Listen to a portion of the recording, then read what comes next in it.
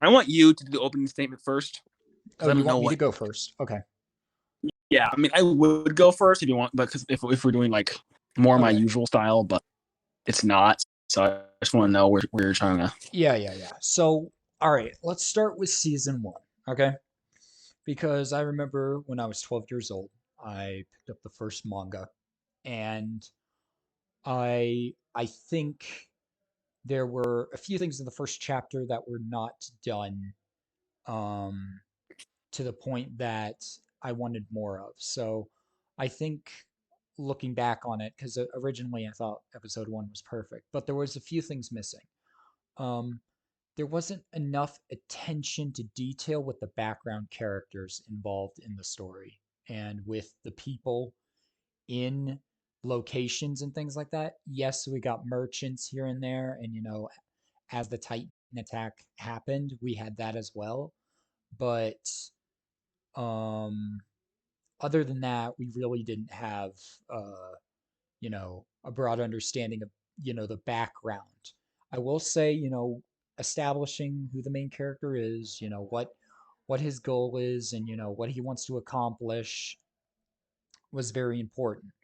But where it drags on in the first episode is we keep bouncing back from all different types of characters and things like that. And I'm not saying like, oh my gosh, that's a terrible thing, but I wanted to see more of other people in the background when the first episode was established. Because I'm not saying the first episode was horrible. I just think there should have been more layering when opening the story. But, you can speak now about the first episode. Okay. Well, so can you start the timer, Mira? Just tell me when you do.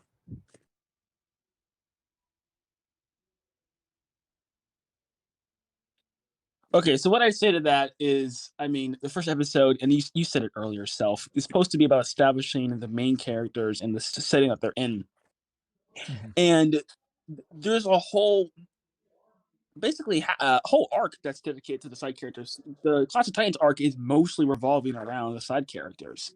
So I don't really see a reason why you would have to have these the background characters in the first episode. The first episode actually did a really great job, and if you go back and watch just not just what normal laymen saw, but also what critics saw, the first episode is one of the most praised aspects about the show, specifically because of the way it introduced our character. It had the hooks, the short term hook and the long term hook. We had the basement thing in the first episode, right?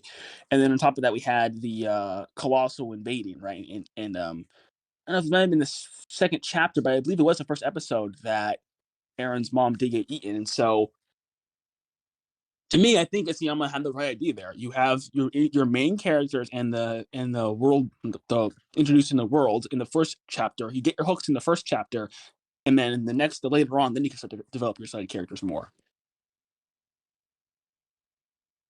That's all. Okay. Yeah. I mean, I can completely see like I think what I was getting at, because I remember 2011 I actually picked up the pilot as well. There was a mini story where the main character was actually fighting titans in the first chapter. Now obviously that's not the case because, our protagonist is a child right now. But I don't know. I mean, maybe more stuff about, Paradise's resources, or, uh more shots of jobs and things like that, because we got, okay, so I will give them credit. We did get a shot of the scouts, the wings of freedom, but we did not get much about the garrison, and we didn't get anything on the military police. So when I saying background characters, I'm saying the military. Like it didn't even have to be long. It could be a minute long, like in the first episode with the Survey Corps. But the Survey Corps took up at least, I think, 4 or 5 minutes, which isn't bad. I'm just saying that, hey, as far as, wanting to know the other branches, and of course, they talk about them later on, but let's say we're new readers for hypothetical sake. we want to talk about, the story, like the knowing all of the branches of the military, because it's it's not really mentioned. All that's mentioned is, oh, these are the scouts. Nothing much about the military police, because remember, I'm sure you remember, military police don't show up till episode 2 when Aaron's trying to get food. But it's not bad. It's just it's nitpicking. Like for me, it's like a 8-9 nitpick right there. But the reason I say that is because I'm telling you about things that I think we're missing in that first call to adventure story, like at the beginning.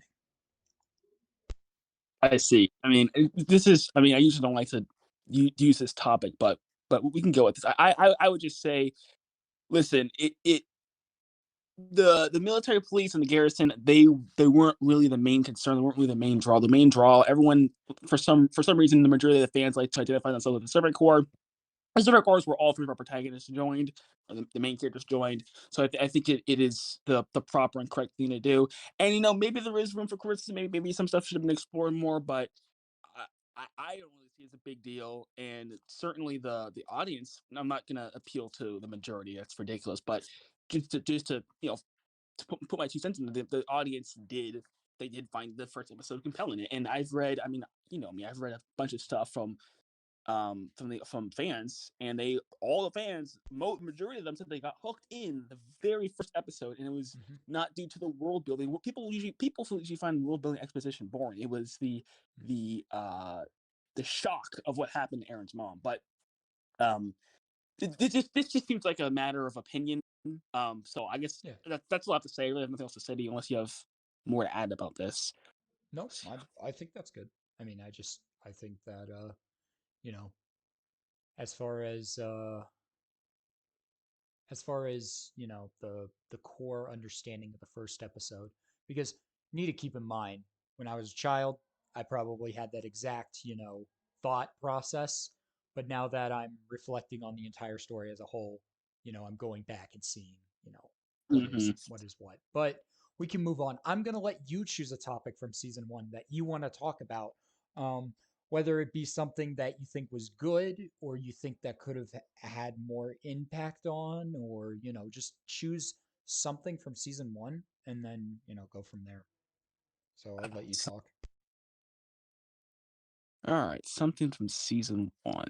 Um, Let me think. Well, I like how they. I think that Erwin was a very interesting character because usually a character like him gets like idealized and worshipped and yada yada yada.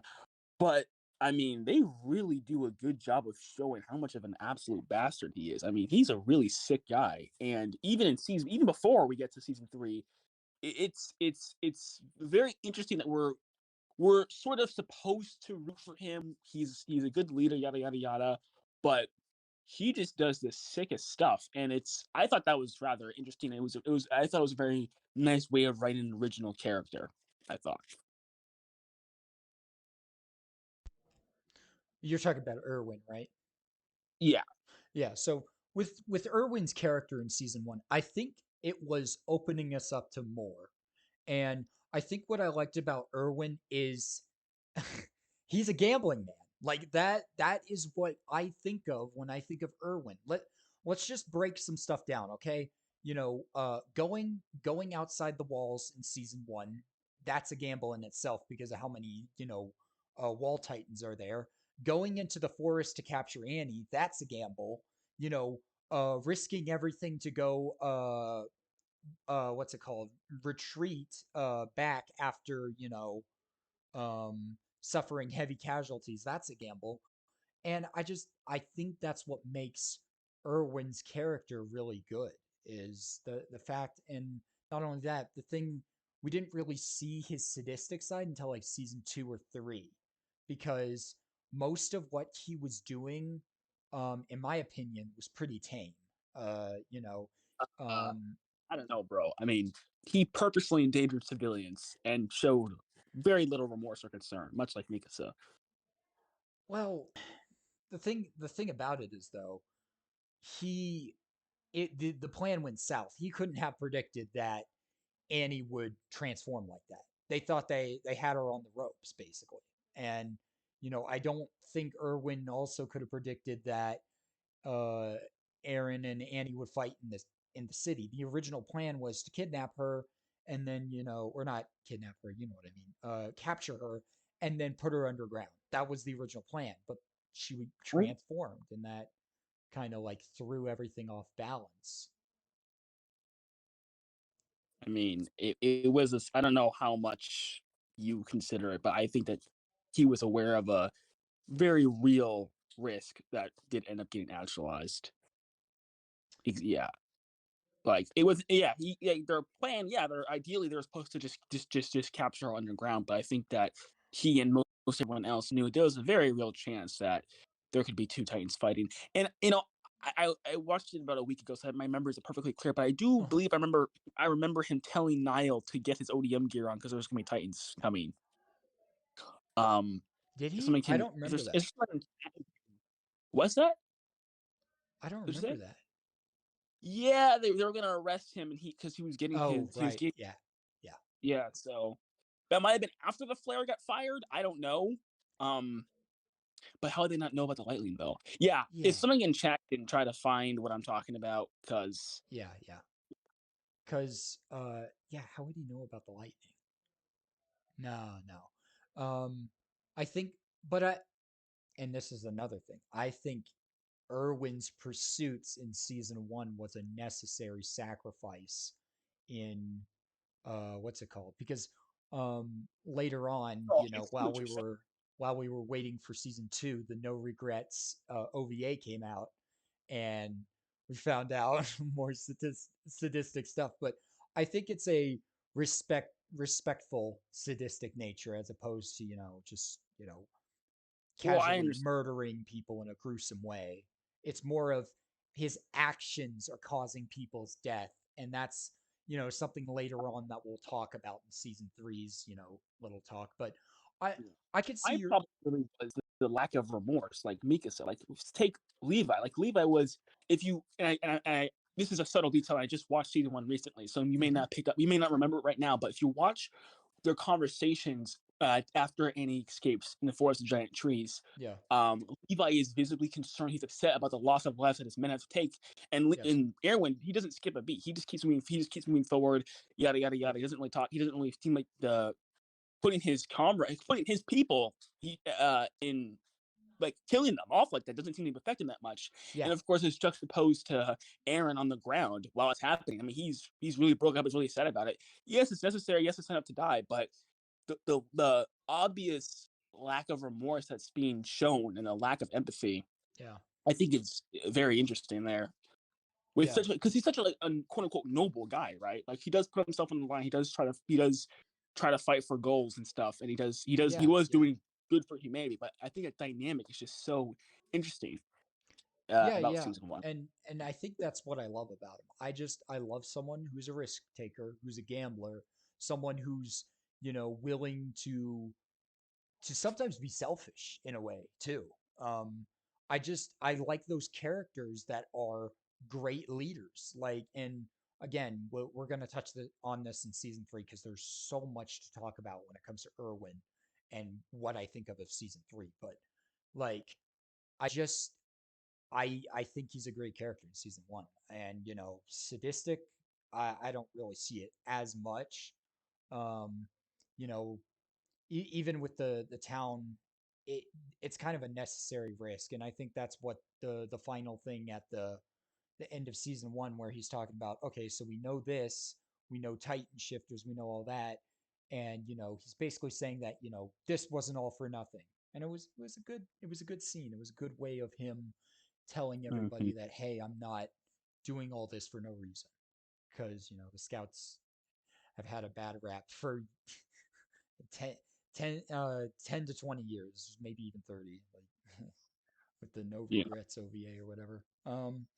But if you want to respond to that, you can. I don't know if you wanted to say anything else about Irwin and the I would thing. just say, we have the and it. I think it's at the same time just to sort of come to interpretation, but if you're looking at the end of season two when he's and I'm not just giving exceptions when he's smiling at the end and leave it at set, I just I'm not trying to say anything's bad. I just slightly disagree with the that he's not. I wouldn't say he's sadistic. I just think he shows a deep lack of empathy because he's so self centered. But I mean that's just a small disagreement we have. I think it Yeah. you know it's fine. Just move over to the next Yeah. topic if you want to. Well, it's funny you bring that up. I think a selfless action, and this was confirmed in the official one of the official guidebooks, is he never wants to get married because he knows that he's going to die one day. So Mhm. that's a little minute detail I just wanted to put out there. But Yeah, I'm aware yeah. Let's talk about the female Titan. about her. Okay, so I mean, the listen, female Titan. it's good, good.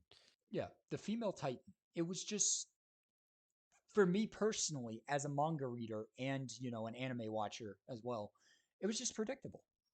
It was Okay. something I saw coming from a mile away, and people could be like, uh, "Oh, wait, that happened so easily," or "Oh, she was blonde this entire time." Like, I was kind of like just not surprised at all. I knew that Annie was the female Titan, and there was two major hints that pointed to it.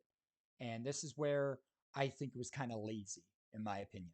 It was lazy. Yes, yes. Oh, Let me explain why. Let me explain why. We get a scene where Annie owns both Reiner and Bertold within seconds. Then, in the very same breath, we get a scene where Reiner escapes Annie and she just randomly stops chasing them. Both of those things threw me off and knew I was sitting there reading the book and I'm like, it has to be Annie. There's just no way that, a new character would appear. And there was also the fact of the stolen ODM gear. When I saw the hmm. stolen ODM gear, I knew immediately who it was.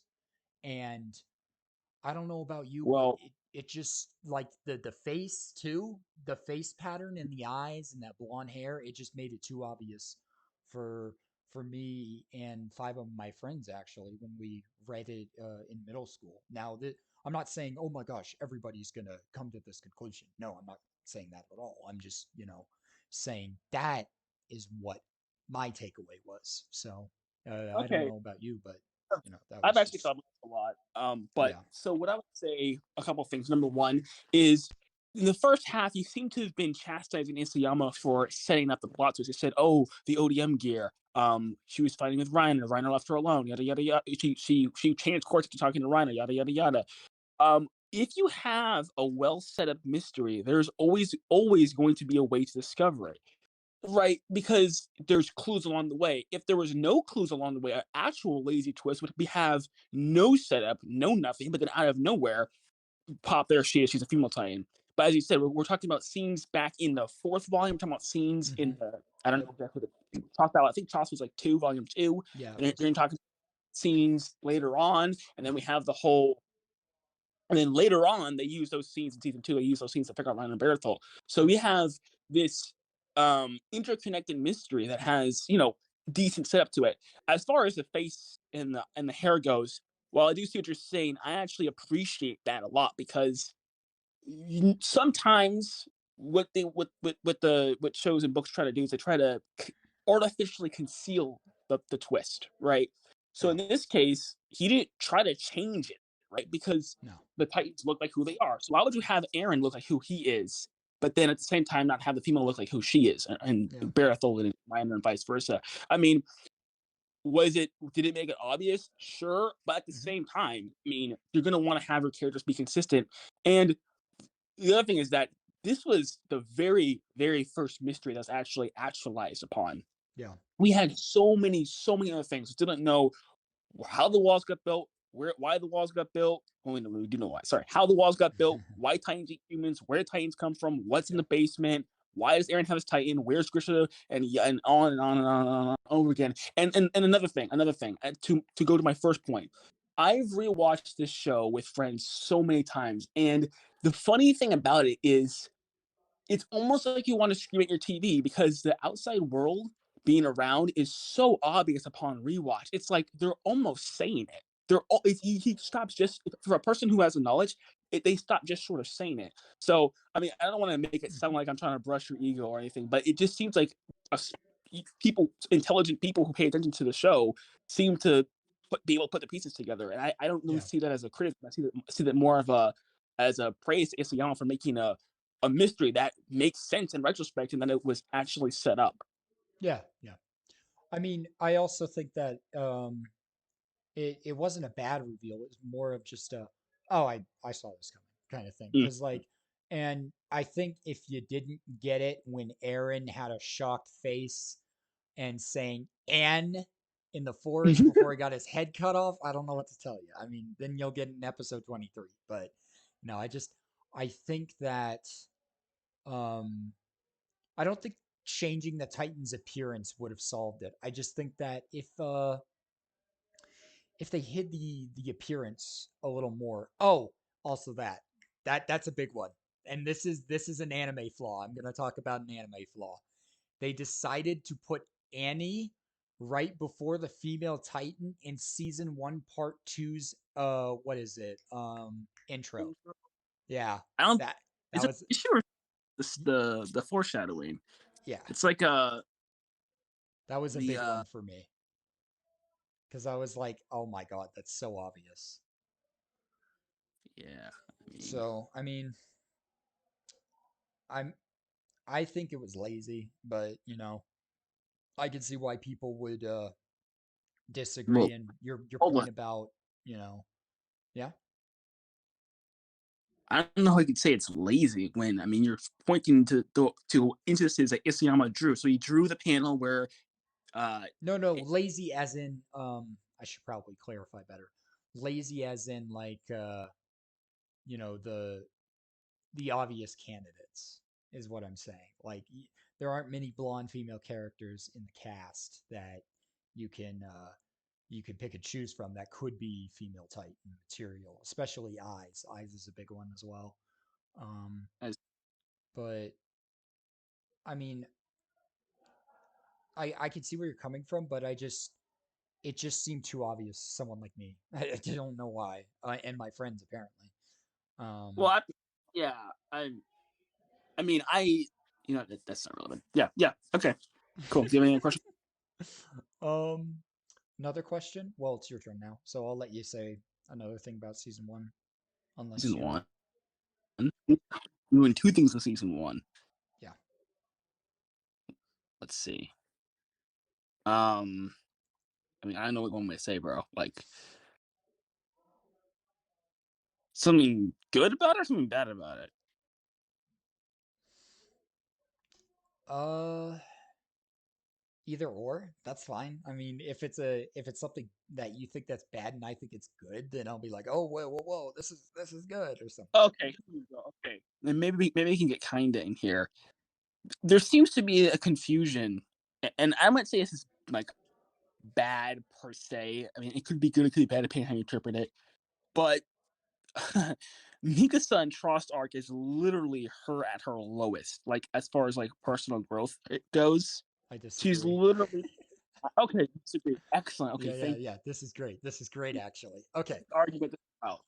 Mikasa, Uh huh. and I want to explain this. Mikasa is at personal growth level literally at her worst in the Frost arc. Now, why am I saying that? Well, when she's a child, Uh she's huh. less obsessed with Aaron. Her obsession obviously grows, right? So when she's a Yeah, yeah, child, she and this is actually circulating recently. She punches him for talking bad to Armin. I think that was when she was 9. yeah, She punches, yeah. And and of course, when she's an adult, she starts to move away from him and she starts to apologize to Levi and stuff like that. And then yeah, eventually she kills him. So she's good as she is better. She's an adult. But Tross arc, not only did she decide to commit suicide, essentially. Now I know the Titan was going to eat her, but she essentially yeah, gave up on her life. I think we all agree on that. She gave up on her life when Era was gone. But the thing that was really disgusting about this was the fact that posthumously somehow, and this is really cool because it also works with Ymir, Yeah. beyond the grave, Aaron was able to motivate her. I don't know, like, how much more of a slave or a simp you can be to someone where Okay. posthumously Yeah. they can motivate you. What's supposed to happen typically is okay. So you have this thing, right? You're obsessed with Aaron. Aaron dies. Now it's time for you to move on. Nope. Aaron does not die. Aaron dies. You decide to kill yourself. Then you decide, actually, no, I need to live for Aaron posthumously. Oh, yeah. Take it away. Take it away. So I'm gonna disagree with that because I think her, sitting down and facing death in the face like that, it's a human instinct almost to want to survive. So she was trying to find a reason to live on, whether that be on her own accord or something along those lines. But she was trying to find something to keep her motivated and to keep her uh, from committing suicide by via Titan.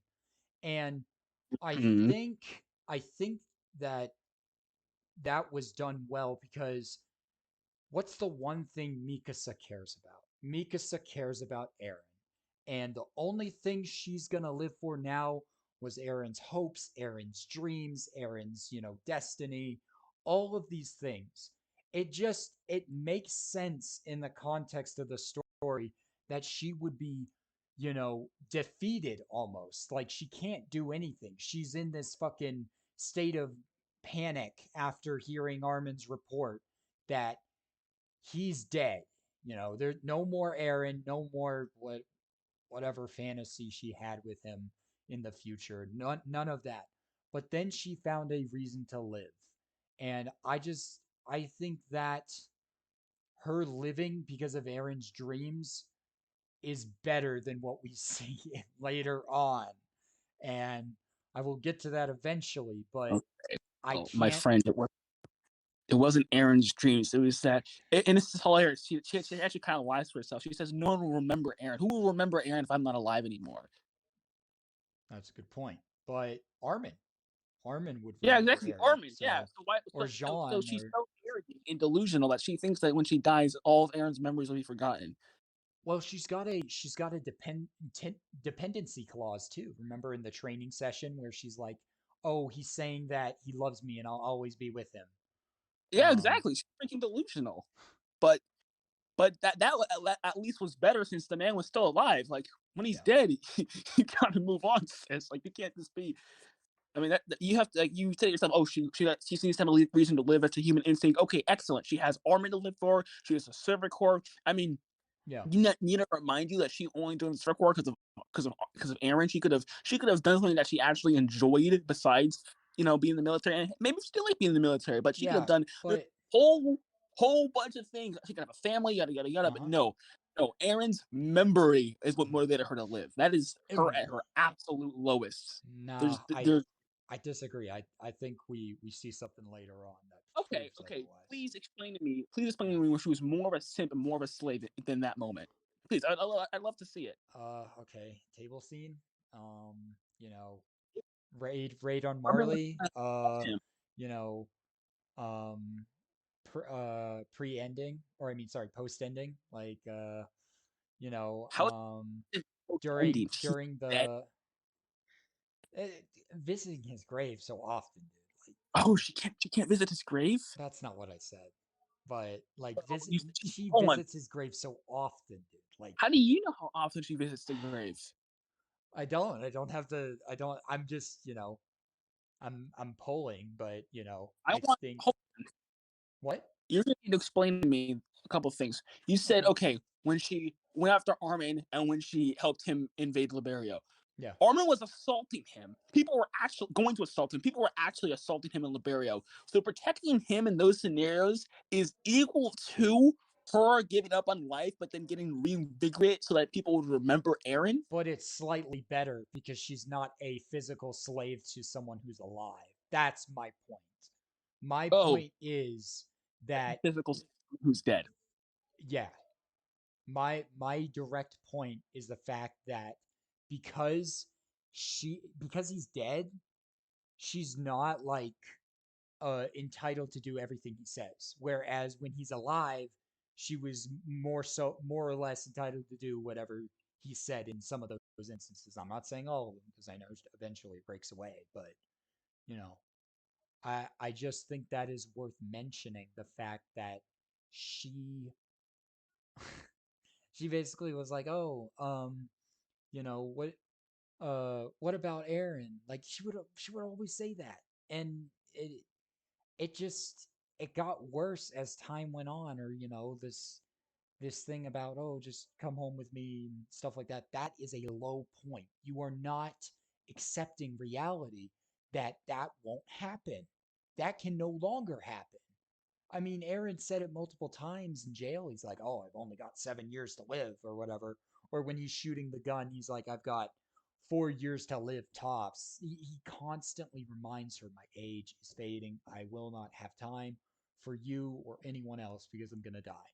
And I just think that that is a lower point because you're a slave to someone who is, you know, giving you commands or telling you to do things, or not even telling you to do things. She did that on her own accord.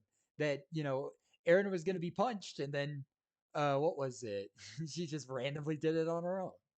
So like I just think there are Well, better examples of her enslavement, and I think her season one where she's holding the knife and she's fighting back was a lot better. I guess I don't know. knife?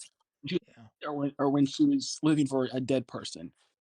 yeah, Huh? yeah. Like when she was holding the knife and found new motivation. I think that's better than when was she was living for someone dead and being a slave to someone who's alive. It's a lot better. I think living for a person who can't even give you orders, which Hmm. which by the way means that she has to create orders in her head, Yeah, is much more than a person actually giving her orders in real life. yeah, I mean he's dead, like, yeah. But he and doesn't. the reason she gave was absolutely insane. Hmm. Lots of people remember him. Many people would remember him. Yeah, but I mean, if you were saved by two kidnappers, wouldn't you want to Okay, live here's for the thing. somebody? I really don't appreciate when you guys do this. Listen, I'm not saying she's a bad one yet. I'm not saying she's a bad person. I'm not saying that Yet. she's unreasonable for doing it. Yada Hmm. yada yada. I'm just saying that's her at her peak simpery. That's all I'm saying. And There's I nothing. I think I think that's fine to have that opinion, but I don't agree with you. I think that her pink simpery is when the table scene, or when Well, she's saying stuff like or like when she gets jealous in season 3 over Aaron and Historia, things like that. That's what I think of when I think peak simp. what? Oh, okay, okay. I don't want to spend too much time running around in circles here, Yeah, but yeah, again, Aaron was being attacked by Armin. That was a real thing. yeah, That was actually going to happen. Historia, her getting jailed for Historia, that happens. That's a perfectly normal thing to do. Yada yada yada yada yada yada. But it's absolutely insane and crazy for someone to use someone's death, even if they're uh-huh. dead, to motivate themselves. That tells me literally nothing can happen in regards to Aaron. You will always simp for him. Always. Because at least in the Armin instance, he was actually getting attacked. A friend or anyone else would be reasonable to try to protect him from being attacked, right? Regardless of whether or not he deserved it. The Historia thing, that's how women are. That's just a normal, thing to do. You're jealous of you're jealous. Whatever. Uh, no, no, no, dude. That's I just no, see, no. Here's the thing. Let me phrase it this way. yeah, yeah, go When ahead. she tells Historia, that communicates if Historia wasn't with Aaron, she'd be fine. She'd act like a normal person. With the Armin situation, that communicates if Armin didn't punch, if Aaron wasn't being physically attacked, she'd be fine. With the death thing, that communicates there is literally nothing that can happen. No matter how many times he rejects you, no matter how many times he headbutts you, even though you deserve it, no matter how many times he if he's dead or anything else, Literally nothing will stop you from simping to him. He could be duct taped and bound and gagged in the basement, and you'd still simp for him and follow his orders no matter what. And I'm not even exaggerating because that's what it showed. Yeah, Because at least no, if he's no. duct taped down and gagged, he can still like make hand gestures and stuff. But Yeah. he's dead. He's dead. Yeah, but I just think that, when it's better when he is dead than alive. That's what I'm saying. I think that simping for someone, or living for someone's dreams when they're dead is better than, simping for someone when they're alive. Because like there are many instances where people will die on the battlefield and they'll say, "Oh, I'm living for you. I'm dedicating your dreams to you." Example: Levi with Irwin. Like, you want to talk about that, then there's a perfect example. Like, Irwin is dead. Irwin has been dead, a long time, and Levi's like living to fulfill a a a promise, basically. But that is a similar thing. Obviously, it's not love, but you get what I'm saying. It's not No, as it's bad with someone who is alive, because the person who is alive can manipulate you and dictate what you do. That's it's different because Levi didn't get his will to live from Erwin. He just had a goal he wanted to accomplish for Erwin. He didn't almost commit suicide because Erwin died. But he told Erwin to die. Remember? So, I do remember that. but yeah. So Okay, it's not okay, like but okay. I think we should just agree to disagree, because I I mean, that's perfectly fine. But that usually in my usual format, that's how it would go. But yeah, yeah, let's move on. yeah, that's fine. And Mirror, make sure if someone's interrupting someone, make sure to mute and cut it out. Okay. Yeah, yeah, yeah. Okay. I guess we've talked about season one for a bit. So do you want to move on to season two? Sure. Okay, I guess I'll start then. Uh, it's too short. I waited 4 years. I was an original watcher, yes, and people will say, "Oh, you're crazy for waiting 4 years for season two." But you have to understand, I was a teenager. I was very excited. I wanted more Attack on Titan content animated. I was reading the manga as it was going on, and I think that it could have at least gone up to, probably like Kenny or something like that. I'm just throwing out, ideas out of a hat, but I think it was too short. I wanted more time with the characters.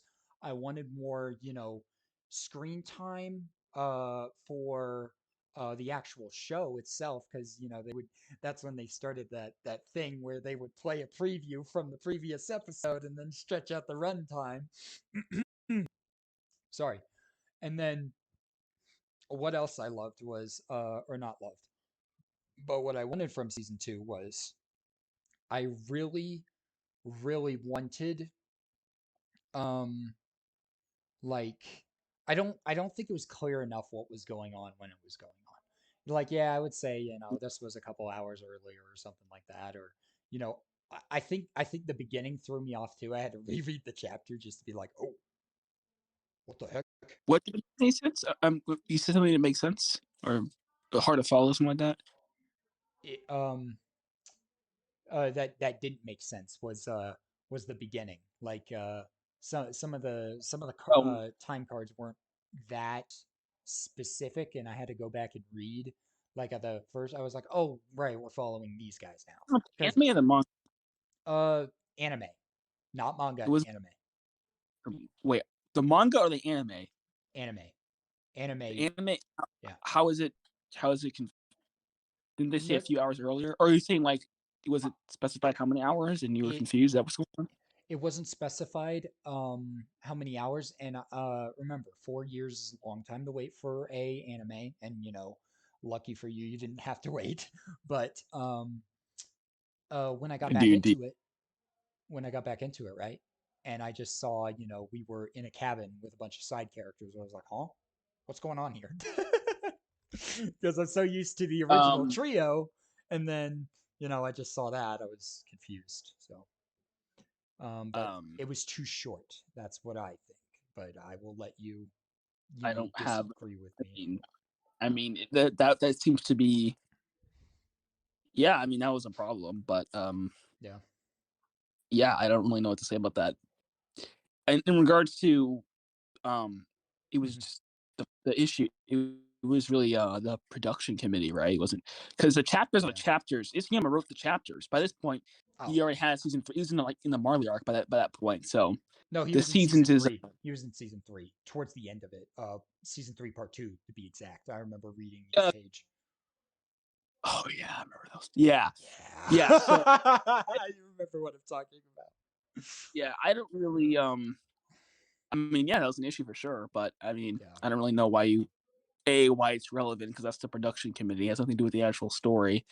And B, I don't really know what you expect me to say. Oh, whoops. Hold on. Uh, I done goofed. 1 second. Uh, okay, thank you. Yeah, Just cut I that out. Just cut that out. My bad. totally agree with My bad. that. Okay, so um, but what I was getting to was we did not. I don't think we got enough time with the characters. Yeah. Just cut that out. What happened? Um, I don't think we got enough time with the side characters in season two.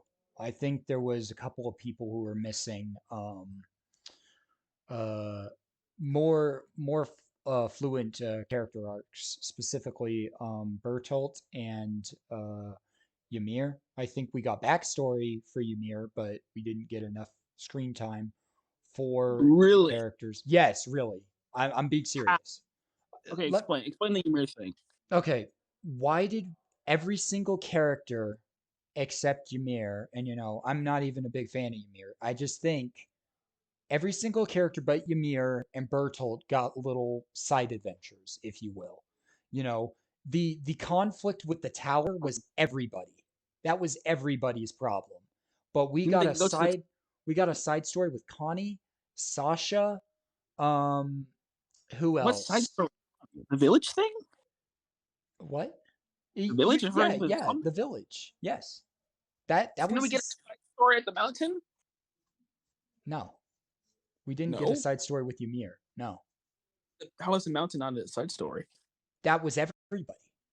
When I The say side mountain Yeah, but when I say with side that. story, I mean one-on-one character. Oh, Yes. no, Yes, you know what I'm talking about now. I wanted a side story for Bertolt and what's his name or what's her name? Ymir. Those were the two I wanted a side story for. wait, what did Hisu get? I don't remember her having a nice side story.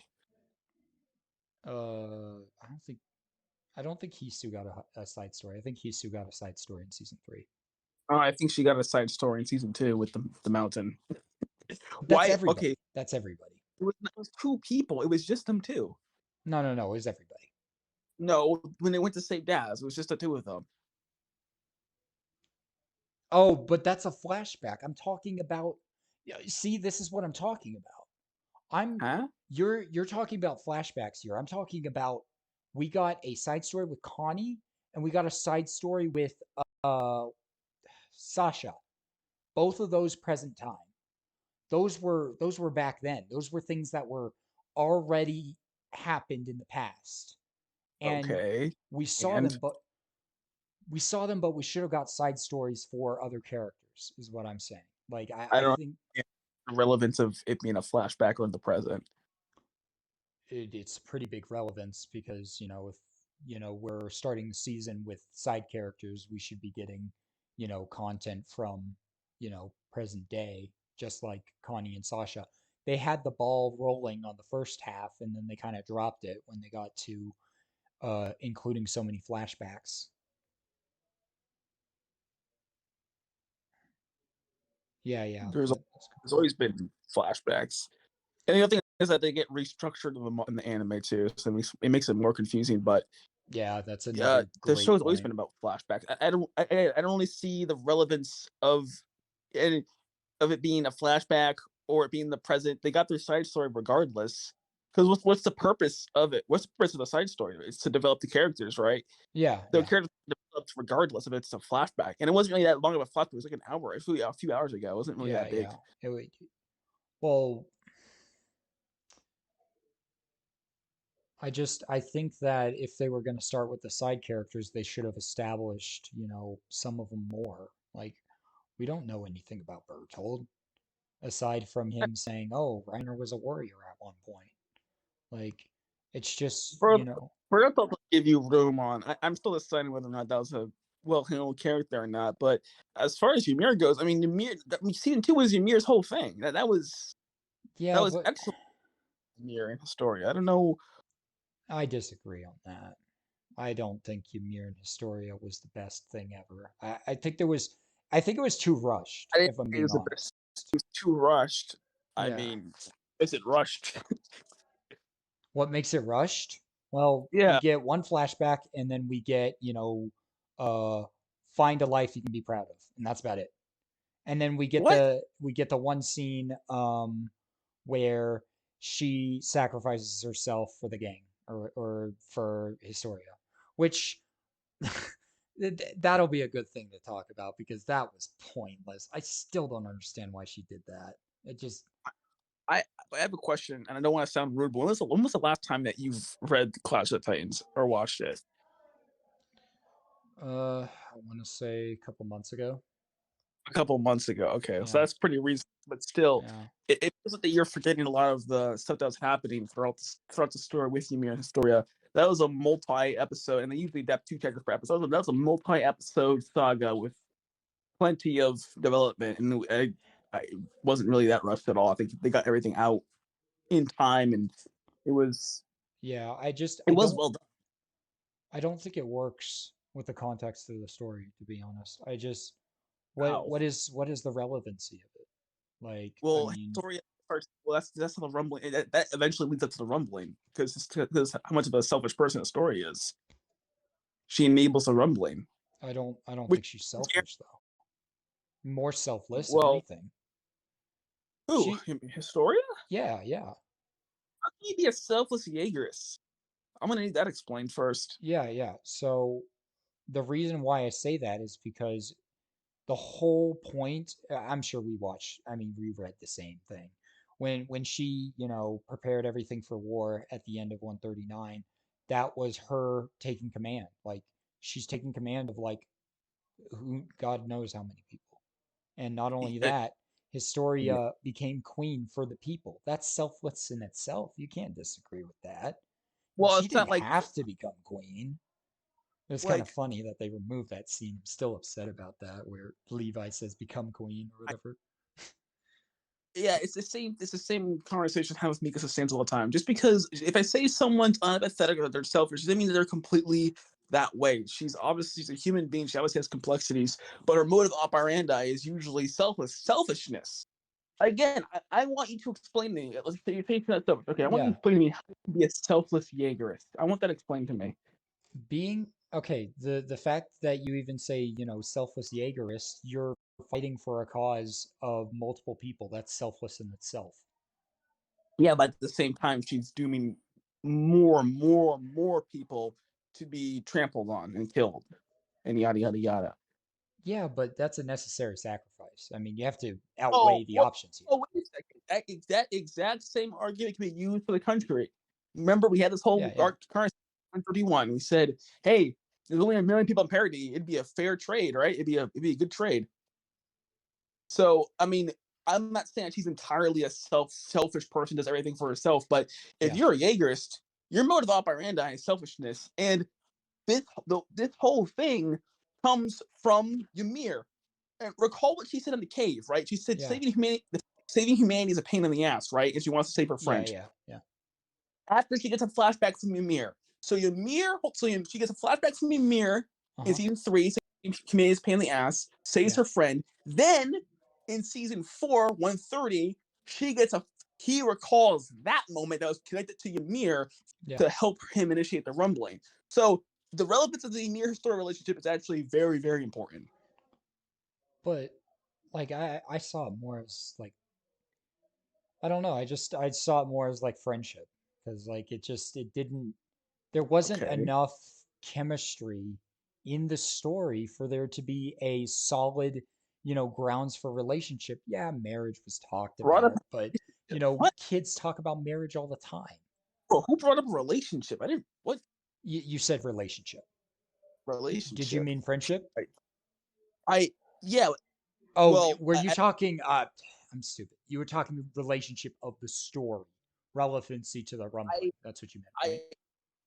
I yeah, yeah. But it's like the mere thing that Robin behaves. She decided to doom humanity for Aaron's sake, and then Aaron brought that situation up again in 130, and she decided to doom humanity partly for Aaron's sake. So I'm saying Okay. is that yeah, it's relationship, that relationship between Historia and Ymir, and there's platonic or not, it doesn't really matter to me. But that relationship, you're saying what was the importance of that earlier on. I'm saying that is what prompted the climax of the story, that being the rumbling.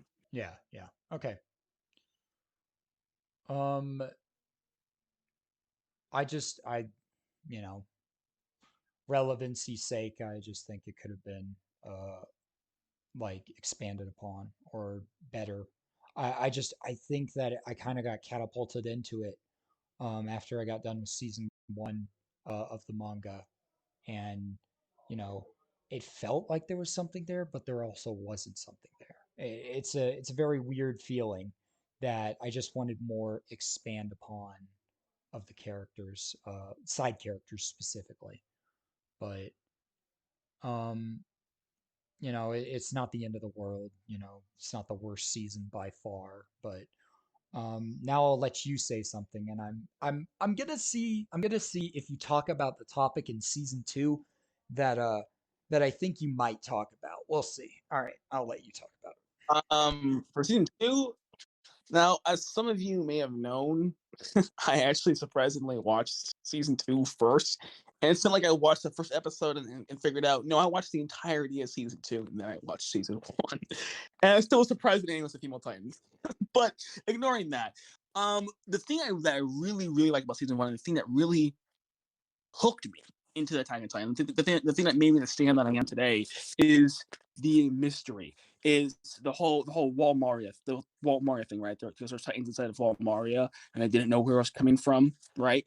And the Rhino and Barefoot reveal, and then they learn that Titans were humans, and then the Titans are made out of walls. All of those deep, enriching mysteries that, and none of those questions were answered. And when questions would get answered, we get more questions on top of that, just ripening the mystery further and further.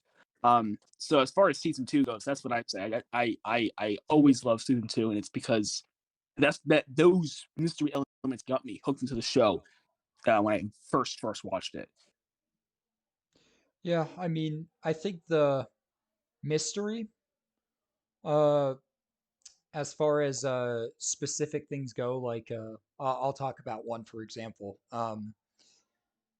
Reiner was so obvious to me, and again, I don't know if it's the same thing about Annie or something, but Reiner was so dead obvious, and I think I confirmed my suspicions 100% when I saw uh Bertolt talking about Reiner in a weird way. The only thing that surprised me was Bertolt, to be honest. I mean, Wall Titans, I always thought back then I'd be like, oh well, I think they were either made or they're humans. That was my theory.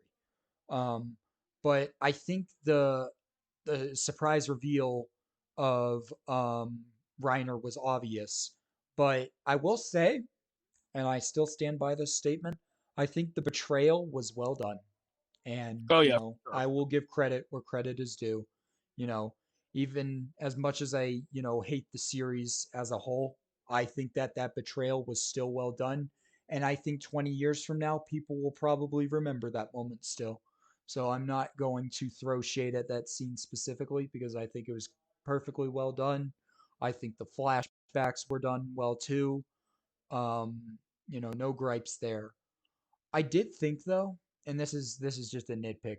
I think that Aaron beating Reiner very easily was kind of out of left field because this is the armored Titan, right? This Titan has armor on it, and I feel like if Aaron lost like he did with Annie, he would gain some new insight onto what to do next time. Because with this fight, he kind of figured out the armored weaks, like weak points and things like that. And I don't know. And how the fight concluded. I remember reading the page and being like, that's so dumb. Because Aaron had him on the ropes. There's no denying that. Like Aaron beat him fair and square, and then just Bertold came out of nowhere and just but it's a nitpick. I mean, I just if Aaron lost the fight and then in season three, basically what happened. Uh, I would have been fine with that, but it's not bad that he won the fight. I was just thinking in the context of, I mean, maybe you will disagree with me, but wouldn't it be more interesting if Aaron lost the fight and then, Bertold collapses on both of them to prevent out of sight help? Um, it would add more of a reason for Aaron and Reiner to fight again. That's what I think. But if you disagree with me on that, that's fine. I just you know I mean, didn't he shed his armor and run faster? I mean, and again, he No, used. no, he didn't. Yeah, yeah, he did. He 100% shed, not all of it, but he definitely shed his armor. Remember when he tackled him against the wall? Oh, yeah, yeah. No, I know what you're talking about when he tackles him against the wall, Runs faster because he shed some of his armor. but remember that Reiner's weak spots were only his ankles, and Aaron figured that out with ease. And I think if he didn't figure that out, and he like punched his face or something, and like messed up half his face, and then you know took out Aaron, and then Bertold drops on them, that would have made more sense. The whole Bertold dropping on them to win the battle was kind of cheesy. I mean, what do you mean? Like, yeah, it was cheesy, yeah, but Okay, okay, so you agree with their me. their goal wasn't to be honorable. Their goal was to obtain the founding titan. I don't understand why that's a. You're saying it's a writing issue? Is that what you're saying? I'm saying it's a story issue. It could when you're writing a story, and this is the thing that I'm talking about, and why I'm debating certain small details that I picked up on. You could add more by either making the fight um, a losing battle at first, or just make them lose in general and then come back in the next season. I think that's what a lot of animes do: is the main character loses the fight, gets stronger, challenges the villain again, maybe loses again, and then challenges them after some some form of growth or development, and then they get stronger in some way, Didn't he shape, have or the form. growth in the flashback where he's learned to control his wrath and use Annie's technique? Wasn't that growth? That was growth against Annie. Huh? Yeah, yeah, yeah.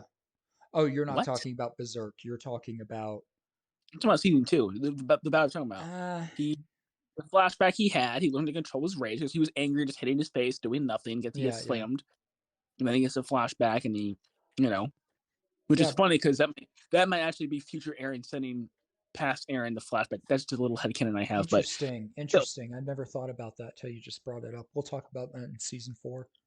okay, Um yeah. Relevancy So though.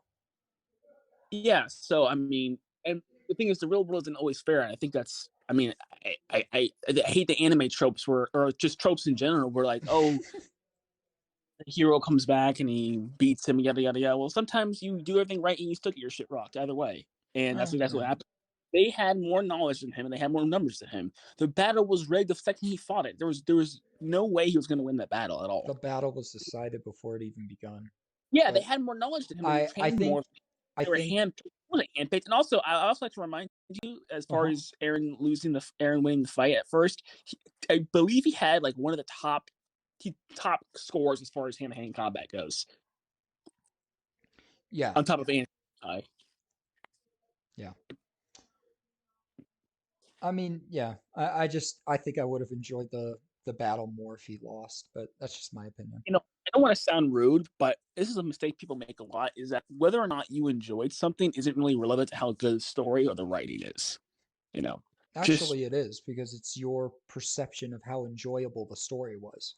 That's why the whole point of, debates is to exchange opinions. It's not to bring someone over to the right side. I believe me, I've tried that a million times. It never works out. Usually it just is to discuss opinions and then, maybe once in a blue moon they'll say I agree on one little thing. But, you know. Mhm. Okay. So I stated about the fight. I think it's your turn to say something. Um But see, I already told him about season 2. We're going to season 3 now? Yeah, yeah, yeah. We can move on. I mean, Yeah, I don't think that season two's ending was terrible. I mean, I just wanted it to be longer, but that's, just my opinion. All right, let's move on to season three.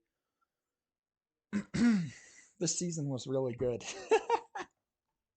yeah. uh Humans versus humans. That was the biggest surprise to me.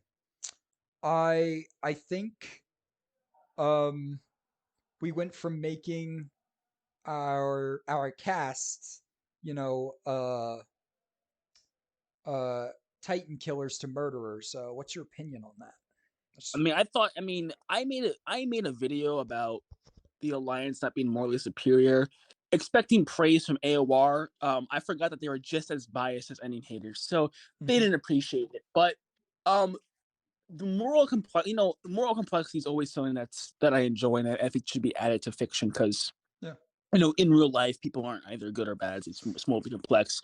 So I like the fact that even as early, because we like to talk about the war crimes in season 4, but even in season 3, yeah, we were really exploring the evil, depraved nature of the characters beforehand. We got characters like soft spoken people like Armin, yeah, doing questionable stuff. We got Hanji, people we looked up to, people we liked, and yep, at that point, we had to make a decision of are we going to bend our morality because we like these characters? Or are we going to stay firm in our morality and not like these characters? And of course, most of us continued along and constantly were shedding our morality for the sake of these characters. And some of us just did never, ever had a line on morality and went towards the Jaegerists. So I think that whole moral complexity and doing things and it's just about the means, yeah, yada, yada, yada, hmm being introduced early season 3. I think that was a very, very compelling, very good on Nisiyama's part.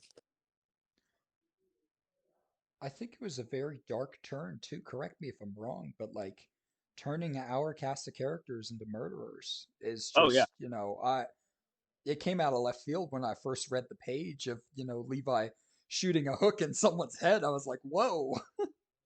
yeah, But like, gosh, I think that um I think the one thing that was a little, odd about season three was the beginning you know, where they were being chased and we didn't know why they were being chased at first. And I just think that, if there was more clarity, like, oh, this is why the scouts are being chased, as opposed to the scouts get chased and then we find out why they're being chased. It was kind of backwards in my opinion. And um also like goodness, um I think that it does another thing about murdering characters, small characters like Pastor Nick. We've seen him since season one and all of a sudden he's dead. Like, whoa. Um it's it's just in my opinion, the humans versus humans and making the characters murderers was definitely very interesting. Um, but other than that, I think that we can agree that each season has a goofy awe moment, as I like to say it. They have a moment of where something goofy happens. For example, Levi wants the house clean, so everybody has to clean the house to perfection, or he's gonna get really upset over it at Aaron or something. No, it's things like that. yeah, Yeah, yeah, yeah. know what I'm talking I about. mean, I will say about is that sometimes with a dark show like Attack on Titan, the humor just doesn't land. I know he said he wanted to write a dark comedy. Yeah, I feel like he stop experimenting with Attack on Titan. And the best example of this would be the letter scene. yeah. I mean, I'm the biggest Isayama stan you'll probably meet, as everyone is aware, but there's just no excusing that. Just anyway, but yeah, We'll get to just that. We'll along get with to that. just a long way of me saying I agree with you on that. And Yeah, in regard, and I know you said it's your opinion, but just to put my 2 cents in there and hopefully turn the audience to my side. In regards to the whole, we didn't know they were being chased. Listen, I don't know if it's good or bad. I'm just saying from my perspective, and as I said earlier, the reason why I got Attack on Titan is because of the mystery. yeah, At its core, it appears to me as if it's a mystery show or a mystery book, whatever you want to call it. yeah, And the whole, I really, really like the idea that we don't know much of anything throughout the entirety of the show. We are kept in the dark, and that's nothing I hate about AOTNR. But that's a whole other topic. Is that I just enjoy yeah, that, and I think most people enjoy it too. Like not knowing what's going on, getting these slow reveals and breadcrumbs, yada yada yeah, yada. yeah, But it's just a nitpick and an opinion on both of our sides. So yeah, I'll just yeah. leave that. And that's mostly what these are. I mean, if we sat down and said, "Oh, this season has this and this that I don't like," yeah, it's just minor things that I feel could improve the story. That is all. That most of these season done by done are. I will say though, I'm gonna give the anime credit because this was not in the manga. When I saw the opening shot for season 3 of him on the beach, I got chills. That was really good storytelling. Not only And that, you're switching the narrator. Armin was the narrator for seasons 1 and 2. Aaron is narrating, which leads the audience to think, what happened to Aaron? What happened to Aaron? Or I yeah, mean, oh what yeah, happened to yeah, Armin? What happened to Armin? Yeah, it's really good. As an anime watcher, that was probably a huge perk of waiting for the anime as opposed to reading the manga. Like, oh my, yeah. because we got to see a shot of Aaron's eye. He was at the sea. So what we know is we know, okay, Aaron's not going to die this season. Aaron is guaranteed to live, but why is he narrating? That's Armin's job. And that's what was freaking everybody out. Yeah, it was. Yeah, I totally agree with you on that. Yeah. And I'm trying to wrap this up. So if you listen to anything to say, we can move into season 4. Um uh Introduction to one of the best characters. I think they did a good job of making him a coward and a loser, who's Who? just your common everyday soldier. Flock. They made Oh, him Flock. very. They made him a very a very big crybaby and stuff, but who wouldn't in a situation like that? And they made him very Mhm. cocky, saying, "Oh, I want to be on a scouts mission too." But God, I love Flock. He does so much right in the story, and his introduction to season 3 of him being a coward and saying Irwin should have got the shot, which I agree with that. I think Irwin should have been the one that was saved, and I have two reasons for this. One, if Armin died right then and there, he would be one of the best characters in anime history, period. There would not Oh, be. you were the one citing that crap. Yes, yes, that is me. That is me. I'm glad that we can finally, debate face to face about this. Um, so that's my opinion on that first thing. And then the second one is I just think we needed a stronger commander. And he could have slapped the shit out of Aaron and given him a better battle plan. I think Irwin could have talked Aaron like in some sense into him because Irwin has That's been because there since he was a kid. So yeah. I mean, I wholeheartedly this is the thing, and I principally Erwin wouldn't have really done anything. He wouldn't have chosen either one of the sides because, as I keep having to remind people over and over and over and over and over and over and over again, his goal was to reach the basement. That's it. That was his No, goal. not necessarily. Do you remember his line Okay. afterwards? Eliminate threats. Yeah, yeah. This cope again. Ridiculous. Ridiculous. His, okay. Here's the thing. Uh-huh. He had to strive for years and years and years, and the war of parity I mean, it took a heavy toll on a lot of people. People have to have strong wills and motives for that. His entire purpose was to reach that basement. So I don't like to say that he would have chosen a side because he wouldn't have chosen any sides. But on the other hand, there is there's just a couple things. Number one, he said he would talk to Aaron. Yeah. I'll get to that. But right now, I just want to say there is a strong, strong reason to believe that he wouldn't join the Jaegers. One thing Hmm. that I like to point out. What's that? he's sort of similar to Annie in this way. Annie wants to fall, wants to fall, wants to fall there, and just like I predicted from years ago with Erwin and other things, she checked out. Once her father was dead, she checked out and she went back. Except she didn't. Except she came back because Mm-hmm. presumably because she wanted to do a good thing. She wanted to do something that's actually good instead of evil, right? So she came to sort of make up for her sins by fighting Aaron's rumbling. That's an option that is perfectly on the table for Erwin. And number two, you said he talks into Aaron. Well, this is this is Mm-hmm. this is what happens when you don't believe Jaegerberg. If you believe Aaron was some person that was looking for solutions, Yeah. then sure, whatever. We can start spinning fantasies about whether or not Yeah. Aaron would have talked Aaron into doing the rumbling. I don't think Aaron would care about the rumbling, but let's say he did. Let's say he did care about the rumbling. Mm-hmm. Aaron, as we know from the interviews, from Cool Cast, from 131, Aaron was not. It was not just that he was concerned with national security. He was also just he wanted to make the Rolex Armors book, which is that's a whole other conversation. I want to try to make this brief, Mm-hmm. but we just taking the words that we have. I'm not going to go too deep into it, but he said he wanted to save Ildia, but there's more to it No. than Yeah. that, That's true. right? So sure, Erwin can address national security, and here's the other thing: the national security problem. But he can't address his other problem. And here's the other thing: here's the last one about the Erwin situation. Uh-huh. Erwin was completely different from Aaron, and Jaegerism as a whole. Because what's the big thing about Jaegerism, right? Now, while it was sort of a half truth, what Aaron said in 133, he won't leave parity up to fate, right? That's Yeah. the whole thing with us, right? We want to make sure Yeah. parity's safe, because the 50-year plan was fine. It's just too risky, right? It could No, have no, no. worked. It wouldn't have worked. And the reason why it wouldn't have worked is because B-52 bombers would take 50 years to make. And we saw that at the end of the show.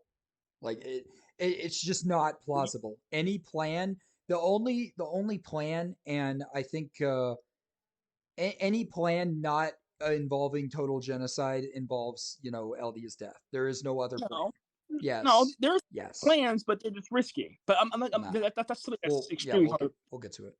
It's Um, can we agree that some plans could have worked, like no, in theory? no, Okay, no other plan could have worked, in my opinion.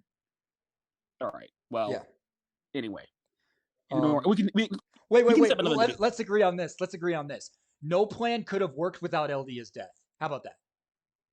Huh? Yeah, yeah, yeah. No other plan could have worked without the destruction of Eldia or its people. I'm what?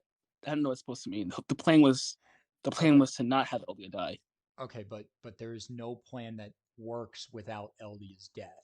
The only plan that works where Eldia lives is the 100% rumbling. That's it. Uh-huh. Okay. Yeah, Well, anyway, yeah, what I was gonna say is that Erwin is a gambler, right? So that's true as well. to so which is completely opposite of Aaron, who does not want to gamble, even ignoring that he wants to be stopped in half truths, yada yada yada yada. Hmm. Aaron and the Jaegers, they don't want it. They want to have guarantees. So that's what I'd say about the whole Aaron situation. Yeah, And I know I was sort of had multiple things to say. Some was spread towards you, some was spread towards the general audience. But that's what I have to say about the whole yeah, yeah. Erwin should have That got the yeah. sort of I thing. think I think the thing about it is, and why I think Irwin would at least do the scouts plan to invade Marley is because you have to take this into consideration, okay? Where Levi goes, Irwin goes. And Levi, Hanji, and Irwin were all part of that plan. And the declaration of war was going to happen regardless. So I think that Irwin would have colossal nuked somewhere in the port or something like that, just like Armin did. But I think his plan would have worked better and reduced civilian casualties to a minimum. Because if we remember Okay. correctly, when it comes to Irwin and planning, a good example of that is when he was fighting Rod Rice with his plan with the bombs. Like he specifically said, let's all cut chunks of this Titan so that no one gets hurt. And I think that's another thing about Irwin's character that gets better. He doesn't take as many big risks as time goes on. Like the suicide charge was the only thing he sought to give Levi an opening, so that's why he did that. But as far as like planning and gambling, I still think he would have been involved in Marley's raid, and I do think that if they're saying they want them all dead, then Irwin would try to come up with what's it called, a way to attack. Um, and honestly, they could keep attacking with the rumbling, but eventually they would get B-52 and it would be over. So that is something to keep in mind. But that's all I have to say on Irwin. Um, I'm sure we'll talk about Irwin tomorrow, you and me, because this was good. The talk with Irwin. I like hearing what you have to say about him. But we Yeah, can, for sure. We can yeah, yeah, we we can can set up move another on one. to yeah. Yeah, I was saying like, I want to turn around to soon, but if you have another topic to discuss on season 4, I'm open to hear it. Oh, yeah, we can talk about season 4. Um,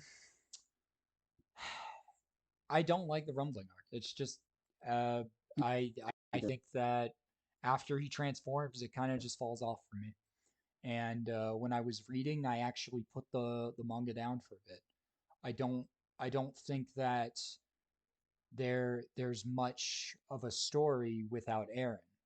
It just the side characters just don't have the same weight as Aaron did, in the first half of the season. And I also think um, and this is probably just a me thing, but it was very weird how Aaron and Historia interacted. I really thought that that was going to be the end game. And it could be a cope, it could be a oh, you're just like, those shaking your fists, those Jaegerists in the street or whatever. But that's what I thought.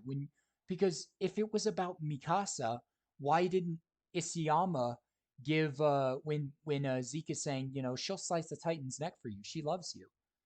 Why didn't he just, think about, what am I to you scene instead? But instead, he thinks about Historia. And then that leads the reader to think, oh, he loves Historia.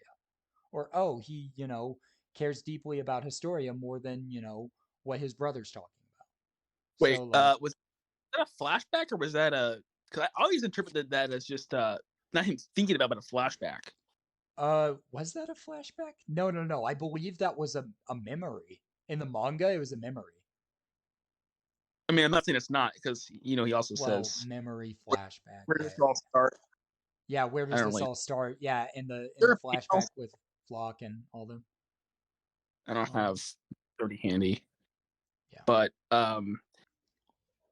as far as why Isayama chose or wrote Aaron Mika the way he did, um, well, I have my answers for that, but a yeah, question I have for you specifically about the anime is you remember yeah. when they were going through his memories?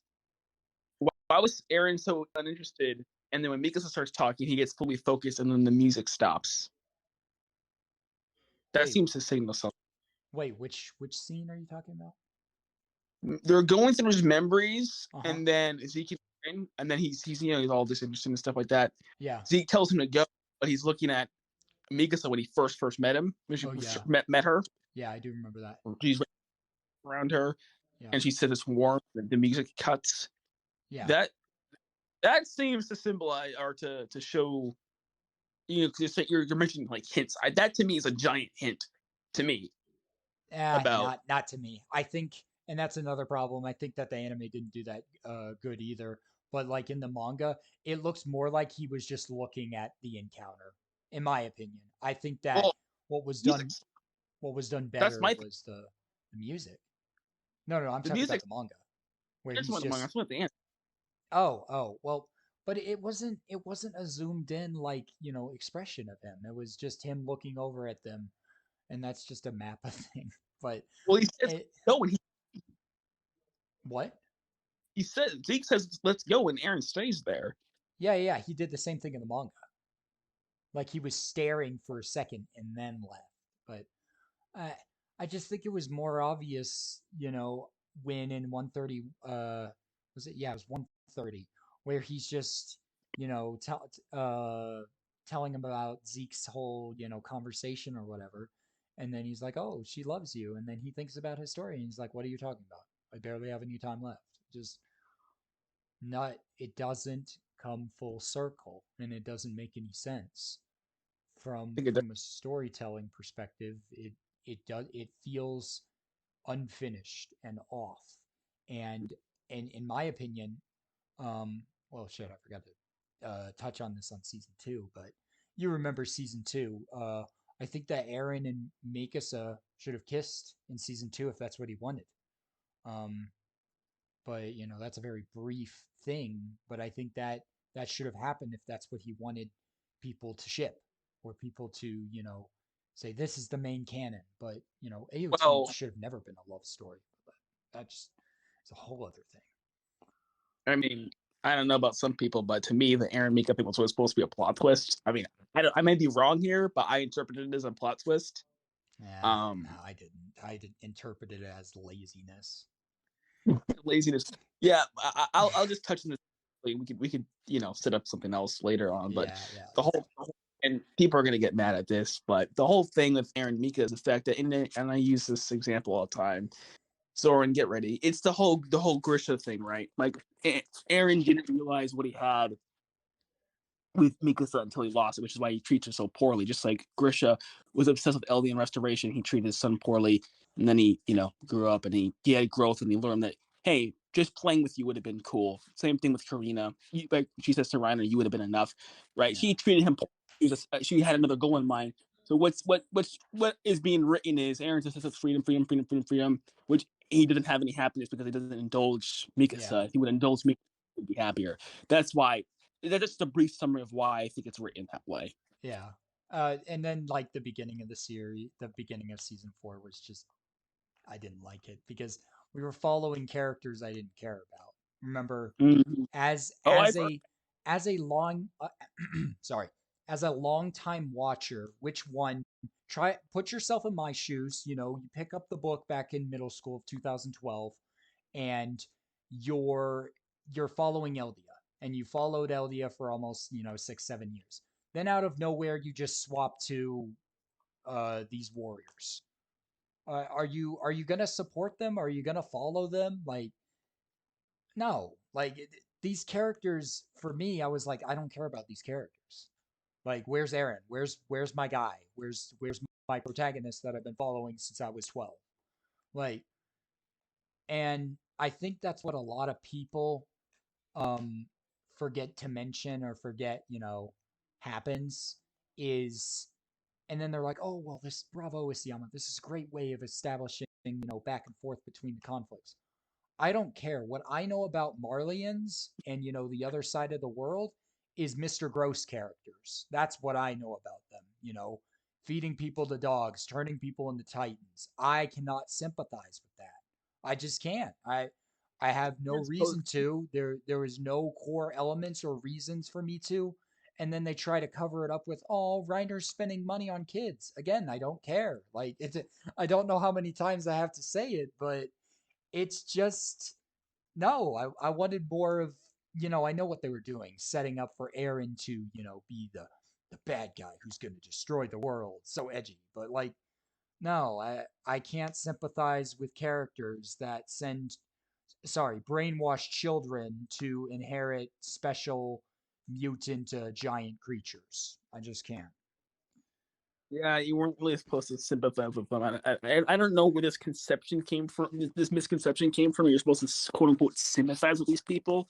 Later on in the But story, who told you you're supposed to sympathize with them? I don't. I never got that vibe or Indie that message defenders. at all. You kidding me, dude? Your breed of people in the fandom say it all the time. They're like, Oh, I there's no apologize for wrong the unnecessary. side, and they're like, oh, you got to sympathize with Annie's dad or Annie or I I'm like, mean, I don't care about these characters. These characters killed some of my favorite side characters. Why do I care about them? yeah. Any defenders don't understand that you have your personal whatever, but then there's actual reality. Like for example, right? Uh huh. Mika is a traitor. Like you can support Mika's right. Oh You can say, oh, yeah, yeah. No, Mika's is a selfless person. She did a good thing. Did no. did take She's a fact traitor. away from the fact that she's a traitor. Exactly. Like I do feel bad for Annie, and I do feel bad for the Warriors. But if someone were to say the Warriors need to be hanged, I can't say anything otherwise, right? Yeah, You can't. no. I can't. In just the same way that I sympathize with Falk and Falk, I think Falk is a great person, yada yada yada. So Yeah, it says you support genocide, you support a war crime, you need to be yeah, punished. I really, there's really, they have a good point, right? But yeah, what I is so much trying to establish is character motivations, right? yeah. That's what is trying to be established here. But I will say, as far as to so to speak, sympathizing with the characters, is that Yeah. they had a legitimate fear. And Willie was saying, "Listen, we were planning out the guys beforehand. There was really no threat, but Yeah. now Aaron has the founding titan. Now there's a threat, and Yeah. that threat was a legitimate threat. And they had, and from my perspective, right, even as an Eldian nationalist, and yada yada yada yada Yeah. yada, Yeah. they had a legitimate reason to invade the country because not only was it reasonable to assume that Aaron was going to repay evil on them with the rumbling, he ended up repaying evil on them with the rumbling. Yeah. Yeah. Um, and you could say, well, you could say, well, he was attacked. And they declared war on him, yada yada yada, and that's when the whole alliance thing comes in about understanding, right? That's the whole thing with the alliance, understanding, burdening the sins of the past, yada yada yada, because both sides had legitimate fears and legitimate gripes, and Yeah. you could easily justify Jaegerist or the Alliance or Marley because all of them had reasonable fears and reasonable assumptions. But I don't think he's trying to make you sympathize per se. I mean, they're all evil, and this is another reason why I thought I was going to be praised by the ending defenders for making this video. But this is the reason why every single character who does something important Yeah. is exposed to the monster that they are. Aaron was called ruthless and evil since the first chapter, right? Yeah. Mikasa said 130 we're all guilty of the same sins. That should be obvious right there. She said she has no compassion. Connie talks about how he sliced up his friends to the unrecognizable. Armin talks about it in season 3. Armin set kids on fire. Yada yada yada yada yada. So all their depraved natures are being exposed for what they Yeah. are. So you're not really supposed to feel bad for them per se. Only these characters have good and compelling motivations that I'm intrigued by. I That's what can't I'd say get to that. behind nannies. I mean, that's just, How toying with can I, soldiers like how that. I can you not just find? and Okay, that like stomping across how someone. can you understand someone wanting to be with their father? I'm not saying like you should I support. I'm saying can't. how can you not I understand can't. that? I can't. No, dude. Stomping a young girl in a fucking tree or spinning a soldier sideways just to see your father and saying you'll do it again. No, dude. I can't support that. Like if it was someone that I knew that wanted to find their father and they're willing to kill like 18 to 20, you know, or like 18 to 35 people, no, no, I can't sympathize with that. That's disgusting. Annie in general is just a terrible character. I just no. Okay, let so okay, so how see, it was like a quarter million people she killed, right, or helped to kill. If I Oh yeah, remember, yeah. I didn't even include that. Thanks it for was about a reminding me. quarter million. So quarter million to one, right? Yeah, Okay, and you're Jaegers, right? You said that the yeah, genocide was the only option. Okay, yeah, so a quarter million to one is a ratio you're not okay with, but yeah, a million to what was it? 800 million at least. yeah, So the yeah. million. So why is that equation okay, but the other equation not okay? So I will explain this. We can talk about the rumbling now. So genocide is 100% justified in the context of the story. And Why the didn't you reason say why, just the reason why, saying? no, no, no. The reason why it's justified is because I the never said it wasn't king, justified. oh, okay. Well, the I'm king asking of the why is walls. Yeah? No, I'm no, go asking ahead. why is a quarter million for one person not okay, but a Because the million. motivation falls flat. The motivation What is was the terrible. motivation for parity? What was the motivation for To parity? live, to survive. Yeah, wasn't Annie's is to find her father. That's terrible. they So both going to be killed if she didn't come back? yeah, like Okay, so they were going to kill. what? Okay, so they have the same motivation. No, they didn't. What's Her motivation was to find her father. Aaron's motivation was to save and save everyone who bore and raised him, the island. Even though activating the rumbling caused it's not even like I don't even know what I would say. It's like 1,000 to 100,000 maybe. I don't know what the death total of that would be, but it's more justified because imagine that the world wants you dead. They want your family dead. They want your country dead. I think it's a better motivation than I need to find my daddy. Like I well, you just said a while ago that they were going to kill both her and her father if she didn't come back with yeah, the. with the Okay, with the founding titan. so both people were going to get killed. We Yeah, agree with that. Okay, yeah, both one people die. person kills a quarter million people for one person. Yeah, Another person kills at least 800 million people for Yeah. a million people. I don't understand why one gets why you say one's He's the compelling and main one's not. character. I followed his story since day one. That's probably Uh, why. gotcha. Yeah, yeah. So if Marley, if it So was it like Marley and like, Yes, yes, yes. I agree with that. If we were following Marley's story from day one, I would probably be a fucking Marleyan supporter. And if the story was, that let's make up a goofy scenario, okay? Magath gets the founding titan, and Magath is the main villain of the story, and Magath is doing the rumbling. Then I would be supporting Magath, but we didn't follow Magath. We followed Aaron Yeager from when he was a little you're saying kid it's more to compelling present day. because you're saying the Eldian cause is more compelling because you were with it more. Okay, that's fair. Yeah, yeah, yeah, exactly. All And right. and and If you don't have that's anything to say, we can get the audience. I know kind of want to talk. Does anyone else want to talk, and I can get out of here? yeah, yeah, of course. Anyone wants to say anything they can. I do have a friend of mine. She's not here with us, but I'll bring up her little points. All right, so here's the contradiction. Cringe Vengers are the most unrealistic part of the story when it comes to psychology. Even with paths being part of the NSAK world, some of the characters' behaviors and mindset makes no sense. What do you think about that? Um, I think she's wrong, but she's not here, so I don't know how you would have that conversation. Um, I think that like them setting aside their differences is kind of odd. Like I know the world's ending, Okay. but like Well, specifically like Jean and Reiner. Okay, I know it was resolved, and I know there was an episode dedicated to it, but it doesn't work. I think Jean being a villain works better. I I know he's still got the tie with Connie, but it's Connie. Come on, Connie should have died in the final arc, anyways. Like I don't know. It's just it, a couple of those characters, just like Annie and Levi working together. I think it's badly done, but the general concept of the alliance existing is not a bad thing. I think the way that they did it was bad. Because like, and I Yeah, brought you here to yeah, hold on. I just want to address because I've had this conversation a million times. It's an important conversation with the alliance. yeah, Number one, that's a constantly remind people, and I'm not being rude. I just and this is the first time I talk to you, but I just say it over and over again. It gets kind of annoying. The alliance has lost their moral superiority. He can no longer point fingers at people.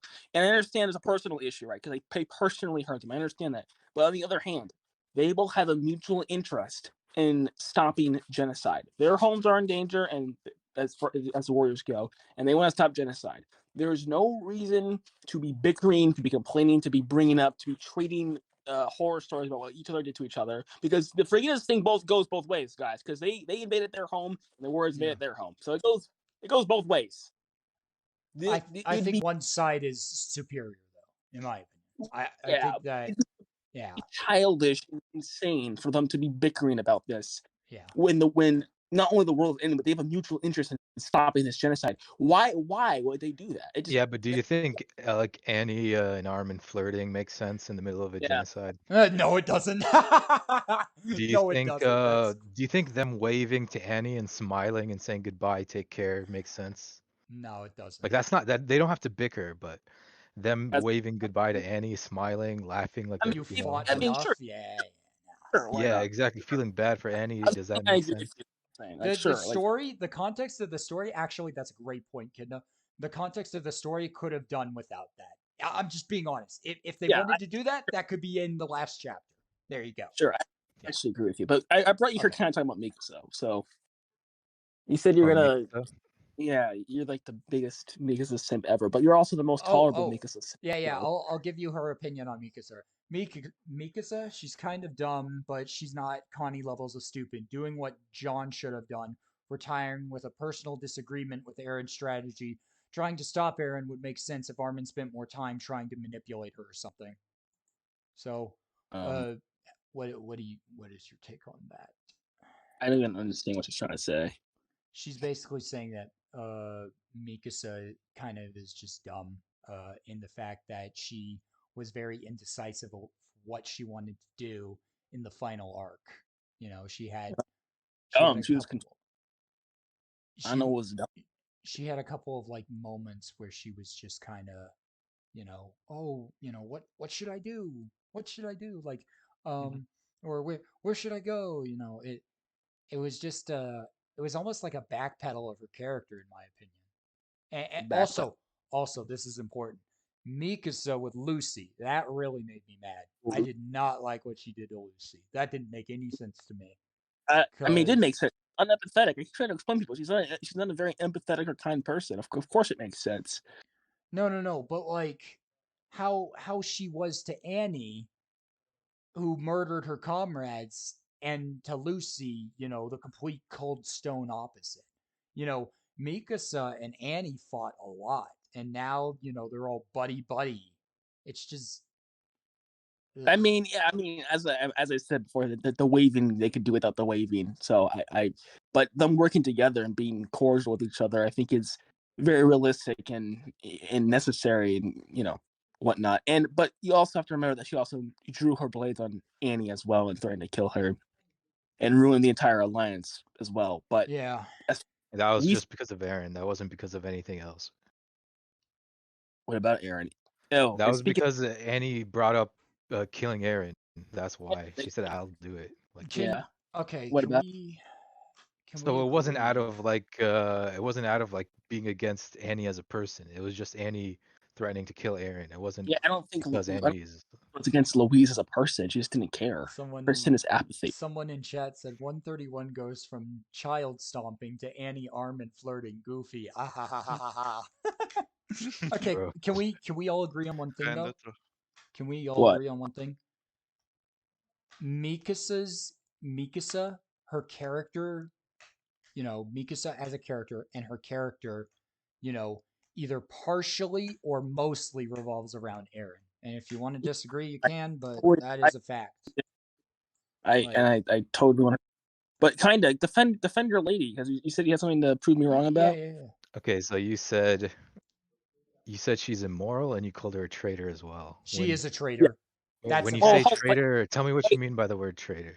Okay, I trade. mean, she's a legal. Hold on, I'm Is hold it on a like, second. yeah, like is it from like a legal Yeah, from the governmental legal sense? perspective, she betrayed her country. Yeah. Yeah. Okay, yeah, from okay, well, I would reply that I would have two replies to that where number one, who cares? And number two, That's so the government irrelevant. was overthrown. It was in a state of anarchy. There was Not no government. The necessarily. There military was a all died. there was There absolutely a was a There government. was government. There was a no, government. no, like Historia was the queen, military and was One at a killed. Historia time, was please. One Dude, at the a time. military was killed like 12 hours prior. Like the what? military was just wiped out. That The was the Jaegerists military though, informally not the took over. government.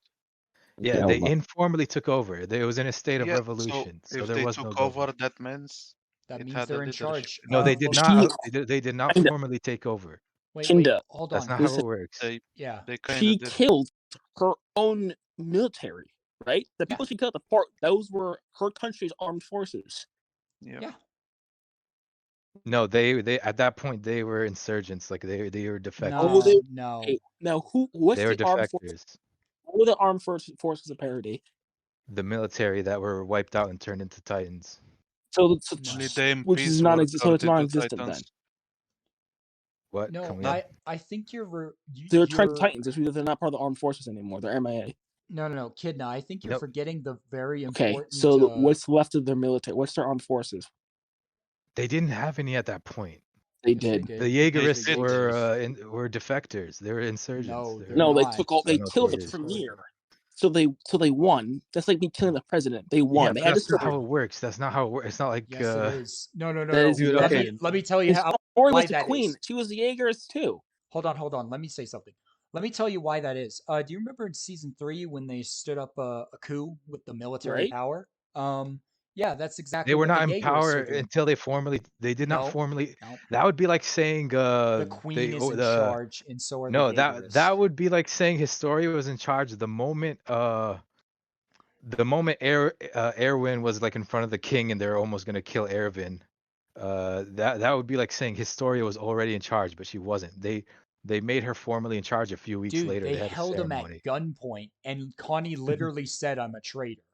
I killed my comrades. That is forgot that. traitorism. Thank you. I forgot about that. Yeah, you're welcome. Because here's the thing, because I have a completely different argument depending on whether you're saying traitor like as like a descriptive term or like No. as like a legal term. Simply legally, she betrayed her country. Yeah. Was it for a good cause? Sure, but she's still betrayed her country. She still betrayed her country. That's traitorism. No, dude, you guys That's don't know treason. dude, you guys don't know how the world works. Like that's yeah, we do it's actually. not like Okay, dude, let's it's say not- this. Let's say this, okay? Let's say that a group of Americans banded together, killed the president, and all then legal they're not in governmental bodies. power. Hold on, wait, I'm not Story was finished. ignorant. I'm not finished. The Okay, go ahead. legal government bodies took over, killed everybody in power currently, and took over. They took over, which means No, that they I'll are tell in you, charge of the I'll tell country. you. Which I'll means give you that no, if you I'll tell you. betray them, it's treason. Which Bro, is you exactly apply I'll give you real an life example. logic to I'll give you an those example. You know, situations. That can't happen. do you know January 6th when they like stormed the Capitol? Let's say they got Biden and they killed him, and then they reinstated Trump. They said that Trump is now president, and like with their words, they said, okay, Trump's president. Would that, and then somebody went and killed them. Would they be traitors? Yeah. What? It's The not the situation same is- thing. January 6th, the people who support Trump, if You're they went trying and killed to apply Biden, would they be Yeah. real discharged? life logic to Yeah. a situation that is not possible in real life, No, bro. no. That is not the same thing because Because taking Historia was over a No, government. because we can change the argument. Like we can, if you just want to say Mikasa, maybe legally she wasn't a traitor, No, but she I was consider a her a traitor. but you can say I consider her a traitor because at that point she was going against the interests of parity. You can say that, and then I can argue She's against just that. a traitor. But She's just a Both. traitor by definition. the Yeah. Jaegerists were not formally in power. That was Yes, like they were. the walls were Yes, coming they down. were. Flaw called The walls were them at coming down. gunpoint. They were The all walls were outside coming the down. Capitol saying, like, Okay, who long was in live charge that then? Who was in charge? Historia. Flock? Historia was in charge of the Jaegerists. Historia? Yeah. Historia was Who's giving the birth in Jaegerists? she didn't know what was going on. Oh, Yes, She she was did. just a Yes, she queen, bro. did. There was a flashback and everything for it. What? Dude, Historia about, was Oh my Historia was in God. labor, and you're telling me she was in power. Where was she? Yes, When this queen. happening? She was Oh, queen. she's What? excited Oh now. my God. Bro, you're Bro. doing mental gymnastics. This is what happens is with crazy. Mikasa fans. I'm telling you guys. Everyone, dude, he was. No, you guys don't make sense. Being Like, you have protected. to choose one You or know, the other. hey, you want to know why she was being protected, Kinda? Because she was the queen of the country. Exactly. Giving birth Okay, to a you do child. realize that Historia would not have considered them traitors. Like they wouldn't She be going would. against Historia's I wishes, don't right? care what Historia considers them to be. But There who's the are ruler then? traitors. Who's in charge? Flock. They Flock? legally King Flock Flock? literally said it. They King Flock, yeah. legally Bro, killed their Flock? armed They forces. betrayed the side they were on. It's that simple. Okay, if Flock- you want to say that, that's Flock fine. Like took that's over a fair everybody. thing to say. Then we can argue against that. But like, I just want to know what you mean by the word traitor. Both. I mean, both. They're traitors. Betrayal. Betrayal Like- of country. Okay. There you go. Now, what else? to say? I think this Okay, has been well, okay, whatever. Like we're just going in circles. I'll just give you my point. My point is, and because I'm familiar with this stuff, like I'm just comparing it to real life, which is a fair thing to do, to be honest. No, stop in a comparing state- things No, to it's not. real life, please. I don't want to hear that anymore. Dude, We have been trying to keep things in the context of the dude, story. I and now have you're seen comparing this things stuff to with my real own eyes. life. Like I don't want to like I No, have you seen have this stuff not. with my own eyes. No, you haven't. Do you know what country I'm from? that time, guys. What, Thailand? What country, bro? Tell me one I'm country from that was in the same situation as Eldia in AOT. Libya. Crazy. It's literally not the same, bro. Dude, people took over. The government split. They Oh, killed whoever was there. Oh, they split? The But government split? Well, there's only one person in power, and when you defy that Oh power, my, that's okay, forget it, traitors. whatever. Yeah, Like we're just yeah, going. Okay, Yeah. let's just skip this shitty argument. And let's go to the next point. Okay, Because so you you're guys, losing. 3 people agree with me, and Yeah. 0 agree with you. There One you at a go. time, one at no, obviously you guys are gonna disagree with me because you don't like Because Mikasa you're in wrong. general. Oh, that's such bullshit. And you Dude, you don't fucking- understand shit about pop. Dude, don't make me No, call him dude. back up. You're step in whenever you want. Okay, let's to. move. Let's move to the next point then. Okay, so Go ahead. because this doesn't even matter if you guys all agree that she was a traitor either way. Like, do you guys all consider her a traitor just in general? Like she was betraying the cause of her people or like her country or She something. was a traitor to her country. Oh, she's a So you guys all don't like her. I just want to know what you guys think. No, it's nothing to do with liking or not liking. This has to do with me not being a flaming biased hypocrite. That's what it has to do with. It I depends. mean, I it depends on like the John, season. and he's still a traitor. Yeah. It's true. John is a traitor. Because the word traitor, it's like a loaded term. It's like nobody Oh, wants it's to be a term. traitor, right? I don't It's care not. whether Go But to my list. reply Hold is on, like, hold on. even Go if to I list of disagree with the war alliance, crimes. Go to list of war crimes on any Attack on Titan source. Traitor is under there. Connie literally said it. There's your argument debunked right there. All right, moving on. Go to the dude, next the topic. Jaegerists were not formally in power. They were not formally in power. They were Yes, not Okay. they formally were. in power. you're They were Who not do you formally in want, power. bro? They were Who not. do you Dude, want that's to just put them facts. formally in power? was Jaegerists, bro. They can't formally take power until like the How chaos is over. Story Okay. was can they all not Crazy. know? Jaegerists. All right, Oh my god. can you talk about your next little thing? Okay, so Beluga, you said she's immoral. She's What absolutely in moral. what ways Yeah, she is. in what ways is she immoral? Murdering Jaegerists in Hey, such a he bloody asked. fashion. Hold on. So One Yeah, at a time, go ahead. please. okay, go ahead. Yeah. Andy, Yeah, hold go on. ahead. Just quiet for a second. How is she immoral? Well, she helped Aaron kill people in Liberio. And when Aaron was when Aaron was confronted, she went to go defend this person. Then later on, and I bring this up all the time, she was threatened to kill another human being for the sake of a genocidal person. And Good. stop for a second. Put this in perspective. Imagine you're in Yugoslavia. Someone talks about killing Milosevic, and then someone else draws a gun on them. Would you say that person's empathetic, or would you say that person's a moral person? No, of course not. Because But she she, killed him in the end, didn't she? yeah, she killed him in the end after she committed many sins along the way, and she herself said that. She said in 131 they're all guilty of the same sins. Yeah, but she didn't commit sins to help Aaron. Yeah, she She committed did. sins Yes, she to oppose did. Aaron. What? No, she helped Unless we're Aaron. talking about Liberia. I'm talking about She- post rumbling. Post rumbling. I don't care. Not Okay, Liberia. she drew her blades on and Annie. They're discussing how to stop the rumbling. Good. She brings Annie deserves it. stop. She brings up a very logical solution. Hey, let's kill him, right? Oh, what could you? Look, no, stop. Let's go back to real life examples to make you can understand better. We're talking about how can we stop the Holocaust? How can we stop the Holocaust? Someone says maybe we should kill Hitler. Someone pulls a gun on him. That's not a moral thing to do at all. That's not empathetic. That's not sympathetic. That's not. It's Yeah, only. but actions speak louder than words. Yeah, she drew her gun. She drew her sword. She physically took her That's sword. like body language. That's like a threatening gesture. She's. But Oh, hold on a minute. she didn't kill Annie, did she? Kinda, I have a question for you. If you're sitting in a room, we're discussing how to stop the Holocaust, someone says let's kill Hitler, someone pulls out a gun, are you gonna say, well, he didn't actually kill him, he's Maybe I would say that. Man, what? this guy's mental Maybe gymnastics I would is say that. crazy. Yep. You would say that. You wouldn't question that guy's morality at all in any way? Dude, because here's the thing. Okay. Now we're gonna go back to anime versus real life, because you have to consider this is an anime and Mikasa's retarded, and for whatever reason, she has like this weird attachment, like deep biological attachment to Eren, right? So she's not defending his actions. She's saying, if you threaten to kill him, I'm gonna stand in your way, because we're not gonna kill him until we talk to him first. But after they spoke to him, and Armin was like, okay, it's over. Or Levi was like, okay, well, talking isn't going to go anywhere. So we have to kill him. At that point, she was hesitant, but she understood the situation. And in the end, she killed him, didn't she? She was the one who cut his head off. Like, you can't really She's still say immoral. she was defending him if she killed him just No. because she was angry about it, or because she was like emotional about it. She She drew didn't the do anything. She did a lot of things. She committed multiple war crimes. She helped a child murder. That's another thing. She says, "Oh, you've killed Aaron. You killed children," but she helped him do it. Oh She yeah, helped him. that's true. If she was truly a moral person, she would have not helped him. She could have stayed home. But You guys are using words like traitor and this and that It's true, dude. when What are you talking about? when Mikasa does her job as a soldier. No, when Job. Mikasa follows orders and does her job as a soldier, she's not a commander, right? She didn't make the decision to go there. But when she participates in that as a soldier, she is officially a soldier. You're saying she's immoral and she caused the deaths of 250,000 when she on screen she didn't kill anybody, did she? I said Did she Annie. kill She anybody? did. What? Yeah, she I said killed people. No, on screen. Mikasa. I'll help you Mikasa. understand.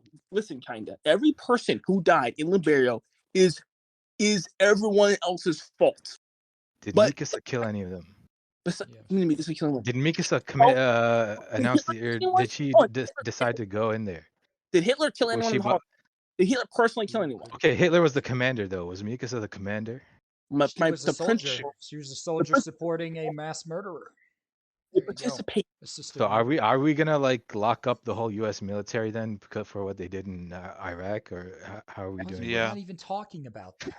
My, No, my point is, did she decide to go in there? No. Did she kill anyone when she was there? yes, Yeah, No. she So did. how is she Yes, liable? she yes, She did. did she on decide her to own go good there. will She decided did to go in decide to there. go No, I there. mean, did she command the operation? Did she make It the doesn't decision matter, at It the man. doesn't Yes, it matter. does She was a matter. soldier. Not as What? my Okay, she's not if as evil as okay, Aaron, okay, but dude, she's still an one evil. of two things. If she commanded the operation but she didn't kill anyone, then you guys would be correct. If she No, didn't command the operation but she killed No, people when she was they're there, both Kinda, guilty. That's you the would point. also be correct. But Kinda, she didn't command the operation. She didn't kill anybody. So what did she do wrong besides being a soldier? she helped Aaron Assisted kill murder. Yeah, people who had nothing to assisted do with murder. anything. And hold on a second, Kinda. Hold on a second, Kinda. Levi goes to the Levi goes to kick him for manipulating the servant core into killing children. And what does she do? Dude, this is an anime, okay? I don't get. Oh, that's a She's cop gonna out. get No, no, emotional. no, She's no, no. gonna get Don't emotional, cop out for me. Don't bro. cop out for me. She goes to defend a child murderer from the little tiny punishment he has. He gets kicked, and she can't even stand I that. don't get it. A soldier. Oh, stop, stop. Is Aaron an evil child murderer, or is he the savior of parody? He's Because a, you guys are flip flopping between both. we're not flip. He's an evil person who Yeah. does things for. You do realize that He in all does. No, war no, no. there's Wait, wait, collateral wait. Hold damage on, and you hold can't on. avoid it, right? He's an evil person, but all his actions are justified. And Well, not only that, that's the arguable. thing about Mikasa though is she's selfish. Her whole reason for doing anything regarding the operation is to help Aaron. Like, and she's helping a mass murderer, therefore that puts, Exactly. a That's weight the other on the thing. conscience. That's her sin she was talking about in quarter 1 or chapter 133. Dude, anyone who's a soldier, they're gonna carry sins. Like you Exactly. can't become a soldier and Exactly. Moral The never center. yeah. have blood on your hands. But Okay, so that's why we're arguing like we're not arguing like kindergarten morality. We're arguing like the situation that they're in. Did she do her like best to avoid casualties? She did. Did she ever go overboard and kill people who didn't need to be Yes. killed? She didn't. So she's so not what's as your point then? She or Is this killed an the argument about Jägeris her being a brutally. soldier? What? She killed the Jägeris brutally. Dude, okay, That's that's true. like What she order didn't. was she following That then? was more of an dude. Let's be honest. That was more of an animation thing. They just wanted a cool fight scene. No, no, Okay, no. so There was a couple that of Oh, didn't those in the happen in the manga okay, manga. too. bro. what she There did. was Stop a couple. absolving her. Did what she did. Stop saying, "Oh, it's an Dude, animation." No, she needed to kill the Jaegerists to do the Not mission that she was doing brutally at the though. time. I never Wait, brought it. wait, Dude, guys, this is a guys, stupid point, man. guys. It's artist choice. The artistic Dude, choice. this is such a useless Uh, point. Who cares how it happened? You can't kill somebody in a good way. Like this is such a Yes, you dumb can. point. Well, she You didn't. can yeah, kill you them with can. mercy. Dude, I don't want to argue about their actual artistic choices. Okay, That's there's no point arguing You about it brought that up, because man. that didn't Yeah, you happen in did. the manga. It's such a stupid point. Like Okay. you know it's stupid. no canon, bro. It's that happened It's in canon. canon, bro. And no, It's Oh, I this didn't. is in so. canon.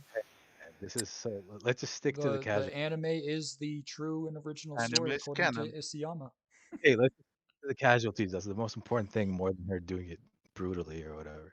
All He right. helped. I You need. understand. She Hope had you to kill them. understand. She did. She couldn't avoid killing them. There was Who? no way to Who? Yeah, avoid killing them. she could Killing not who? She The could have. Jaegerists betray her in at the the first harbor. place. Okay, we have. Hold on, wait. We have 4 other people. Are they raising their hand or something? Are they? Is this in No one. general? I don't know if people are raising their hand or not. Uh, there's an icon on them, I think, when they raise their hand. Oh, yeah. Did you want to say something, Zoran? What? Did you want to say something? You raised your hand and I let you in. Yeah, I wanted to say first off, Andy, when you said Erwin ordered them to cut the chunks from road race, Yeah. Huh? I think he ordered them to like find out which one is the nape, not to reduce civilian casualties. I Yeah, don't think but that was the reason. yeah, but it was still a way of him preventing, these fiery chunks of meat, and it was part of the original plan for each soldier to take care of a special chunk of meat. So that is good planning on his part. Yeah, my point is that wasn't the most important reason, you know. Yeah, but it was a reason that was included in the plan, so I see it as less reckless than, season two's, leaving a bunch of soldiers stranded thing. Hmm.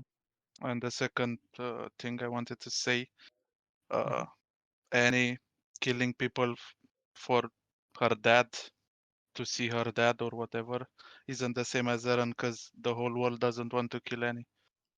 She has a choice to Oh, yeah, that's a good ally point. I didn't herself think with about that. Yeah, thank Aradi you. or Yeah, She that's another good point.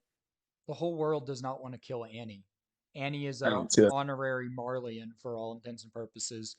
So they I don't wouldn't want to kill her because because she's they would have not both died, what? and the whole world's not against each other. They would have died either way. No, the whole world is against Eren. What? Okay, so let's say it is. They would have both been dead. So I don't see why that's relevant. No. He Annie was. wouldn't have been dead. Annie wouldn't have been dead if she didn't go over.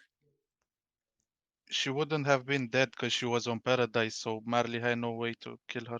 Oh yeah, that's a good point too. Yeah. She came back without the Fine Titan. Yeah. I didn't say she should go back. So what she should have done this do nothing. She could have allied herself with Paradise. That's one option. That act of treason would have been met with the death penalty. That is, but Marley wasn't gonna get her to give her that death penalty, so Hmm.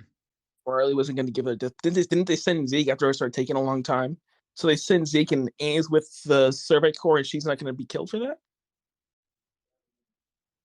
I mean, the Survey Corps had the Colossal, they would have had the Yeah, and what female happens? Titan, they had the founder, the Attack Titan.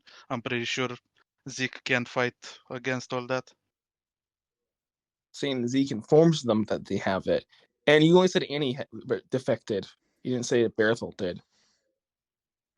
I mean, Bertolt is dead, so he doesn't really need to betray Marley because he gets killed anyway. All right. My Let's point is that Annie had choices, you know, let when Eren Not really really. didn't. mm. No, the Warriors were pretty much stuck in. They had to do what they had to do. They weren't. There wasn't really a choice in the matter. Okay. Let's read these two. Flock is the most psychologically realistic person in the series, followed by Eren, Historia, Pixis, Levi, the Merchant, Magath, Willie, and Gabby. Agree or disagree on realism of these characters, or I agree. yeah, I agree too. I think that is a completely especially Flock. I mean, PTSD about the suicide charge and stuff like that, and I think that was a great thing about Isayama is just I mean, letting Flock live like that was just really good yeah, storytelling. nationalism is real, fascism is real, so he's Oh, please realistic. I don't say agree. that on stream.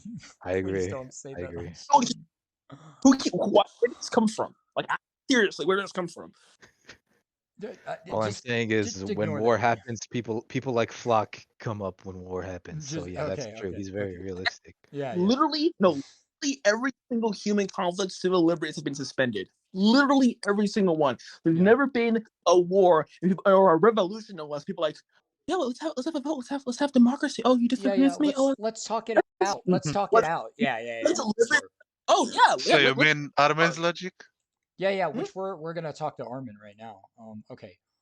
Armin never liked Paradis. He was bullied, his parents were killed, and his grandfather was killed, all by Paradisians. That's true.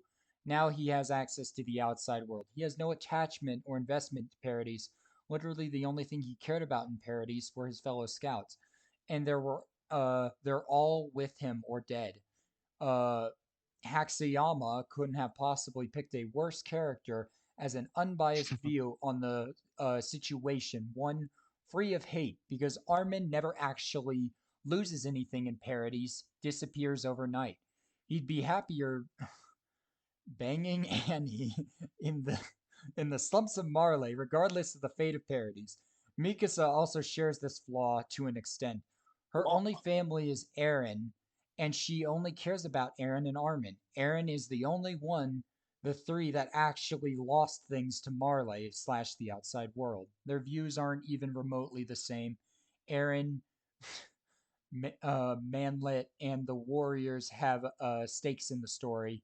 Armin, in characterization, is detached idealism that doesn't fit a human emotion. He's a puppet for an author's ideology and nothing more. So basically, it's just saying that Armin was didn't like parodies, and he's basically a puppet to an ideology. I would like to hear your thoughts, Beluga. I think that that's. I mean, puppet. I don't. What the hell something means a puppet? I don't know what it's supposed to mean. But I think that sure, like he didn't care about parody more than.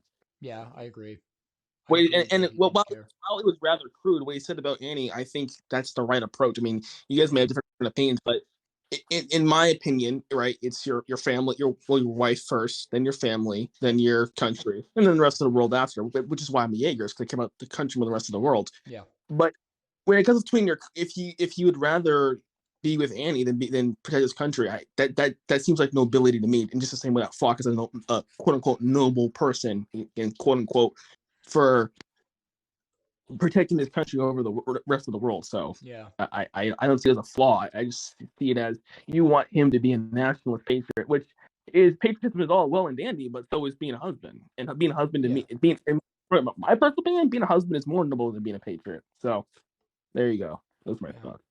I think that Armin's character just fell apart after season 3. There was just so many things that just didn't make sense, and the goofy off flirting and stuff like that, and the constant back and forth from you know uh thank you all for helping us stop the rumbling to thanks for being a mass murderer for our sake, which I would need an entire stream to talk about 139, because that is by far one of the worst endings I've ever heard uh, in anime history. But moving on, we'll talk about. Um, I'm just going to close things with the 100% rumbling plan. I do believe that the story should have ended with the "You Are Free" panel that we got a sneak peek of. I would say it was about back in 2019 or 2020. But if you disagree with me, that's fine. But I think that we should have gotten 100% rumbling, and you know, Aaron's fate should have been decided. Obviously he had to die in some way, but the entire world should have been destroyed, except for Parodies. And if you wanted Parodies to end up, living, then okay, or wanted the heroes to live, then kill Eren after he rumbles those children that they try to make an excuse about being innocent, and then call it a day. But there are two ways the story could have ended. One, 100% rumbling, where everybody is um, dead from Aaron's, continued rumbling while the battle's going on, and then they kill him. Or two, Aaron kills his friends, and then the story concludes with the "You Are Free" panel. So either or, I would have taken, but by far the ending is. I would have to talk about it like really, real, like a lot. But you can go ahead and tell me what ending you think, because we'll talk about 139 another day. But tell me what ending you think you would like if you could have your way with the ending, because I'm curious. Okay, and this is good we're doing this in voice because it's actually quite long. But Yeah. I'll speak. Hey, just to let you know, I'm gonna let you on. I'm gonna let you speak. Just make sure we talk one at a time because this is getting ridiculous. Let you in. Hold on. Yeah. Are you requested again? Take it off and request it again.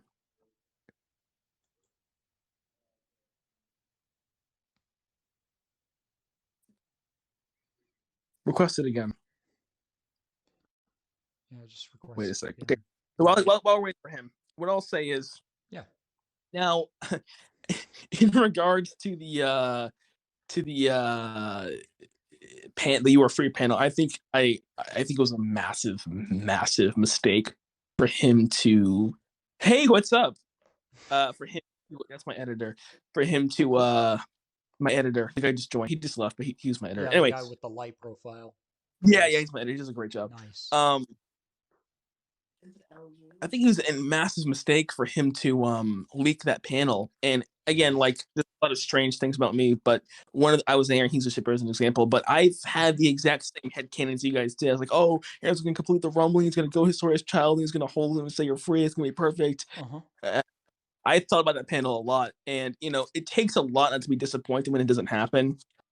And I think that him leaking that panel was one of the many reasons people didn't like the ending. But anyway, no, I was just saying I was just going to talk about my 2 cents on the panel. But as far as what my ideal ending would have been, what I would have liked and is so Aaron gets to 8%, yada yada yada. I would have liked to have seen number one. I like to see more of why more into Ymir, right? Maybe a monologue like that would have been nice. Oh yeah, her talk. Yeah, I didn't even think about that. Why she likes the king or what the king does. Like, I have no problem with her loving the king. I just want to know why. Like, and just to explore that deeper. The other thing is I wanted to hear his conversations with everyone. Because we saw Armin, we saw Mika, so we didn't see with Annie or Reiner or John Connie. And then I would have restructured the last pages. So I would have wanted to see confirmation that Annie and Armin got married, confirmation that John and Mikasa got married. Okay. And then I would have wanted, I would have liked the last panel to have been the magazine edition, but it was going to be a flashback after, because we see the war happening, right? Yeah. After the war, after we see the war after the scarf gets wrapped around it. What I would like to have, I was like, well, I would have liked to have the war first, and then we get a flashback to the last page. Is because the whole concept of, the familiarity, because we don't know who this Baron guy is. So I'd like to have that familiar character. It's a callback to chapter 50 to have ended on that panel, and I wanted to make sure it's in a way that doesn't distract from the fact that Mikasa's fully committed to Eren. So I had a whole head count. I forgot what it was, but basically in broad strokes, it's just ending on that page without taking away from the fact that Mikasa is still fully committed to her family. Ooh, debate idea. I just thought of this. This will be brilliant in like a couple months. Why don't you and me draft up our own endings?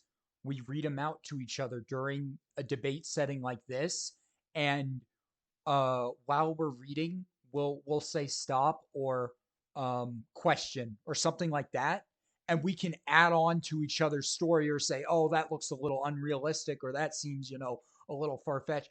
I think that would be a great idea, because everything you're saying and things you're sounding out sound like they could be on paper, and like going page by page with the limited resources you have for those ending. I'm not saying, oh, draw like everything. No, no, no. I'm not saying that at all. I'm just saying specifically, that would be a good debate idea, and we could call it like two endings debate or something like that. We'll brainstorm. But no, that I mean, obviously my ending is more extremist, where yours is more, just tagging on and clarifying a couple things with more peaceful ending. And I don't hate you for that at all, because I don't really see anyone who shaking their fist, oh, you have to have the Jaeger's ending or it sucks. No, not necessarily. There are just some things that could have been changed, that could have been done better with more time, maybe. But I think we're on the right track as far as endings go. But yeah. Yeah, it sounds fun. My Aaron character analysis right now. That's what I'm writing. But I'll try to see if I can write. There you go. I'll try to see if I can write something like that. Great. I had a whole fucking headcanon. Yeah, I had the entire. I went in a walk and I had the entire thing all fucking figured out. It was amazing. But I forgot. We'll try and recall it. Maybe if we talk about it more in like in Discord or something like that, we'll maybe bring it back or something. Because I might draft up mine after I'm done with college classes this semester. So, but yeah, wow, that was good. Yeah, thanks, man. Yeah, I appreciate it. Yeah, no, that was good. Bayo, I got time before I leave, so you can jump in if you want to. Yeah. All right. So I don't really have much to add. I thought this was a very entertaining stream, very, very good. Thank you. I really liked the discussion all around, even though I was a bit of an ass in the chat. Anyway, as for the ending, I'd want the series to get. I'd probably want, I mean, for the manga, assuming the anime does not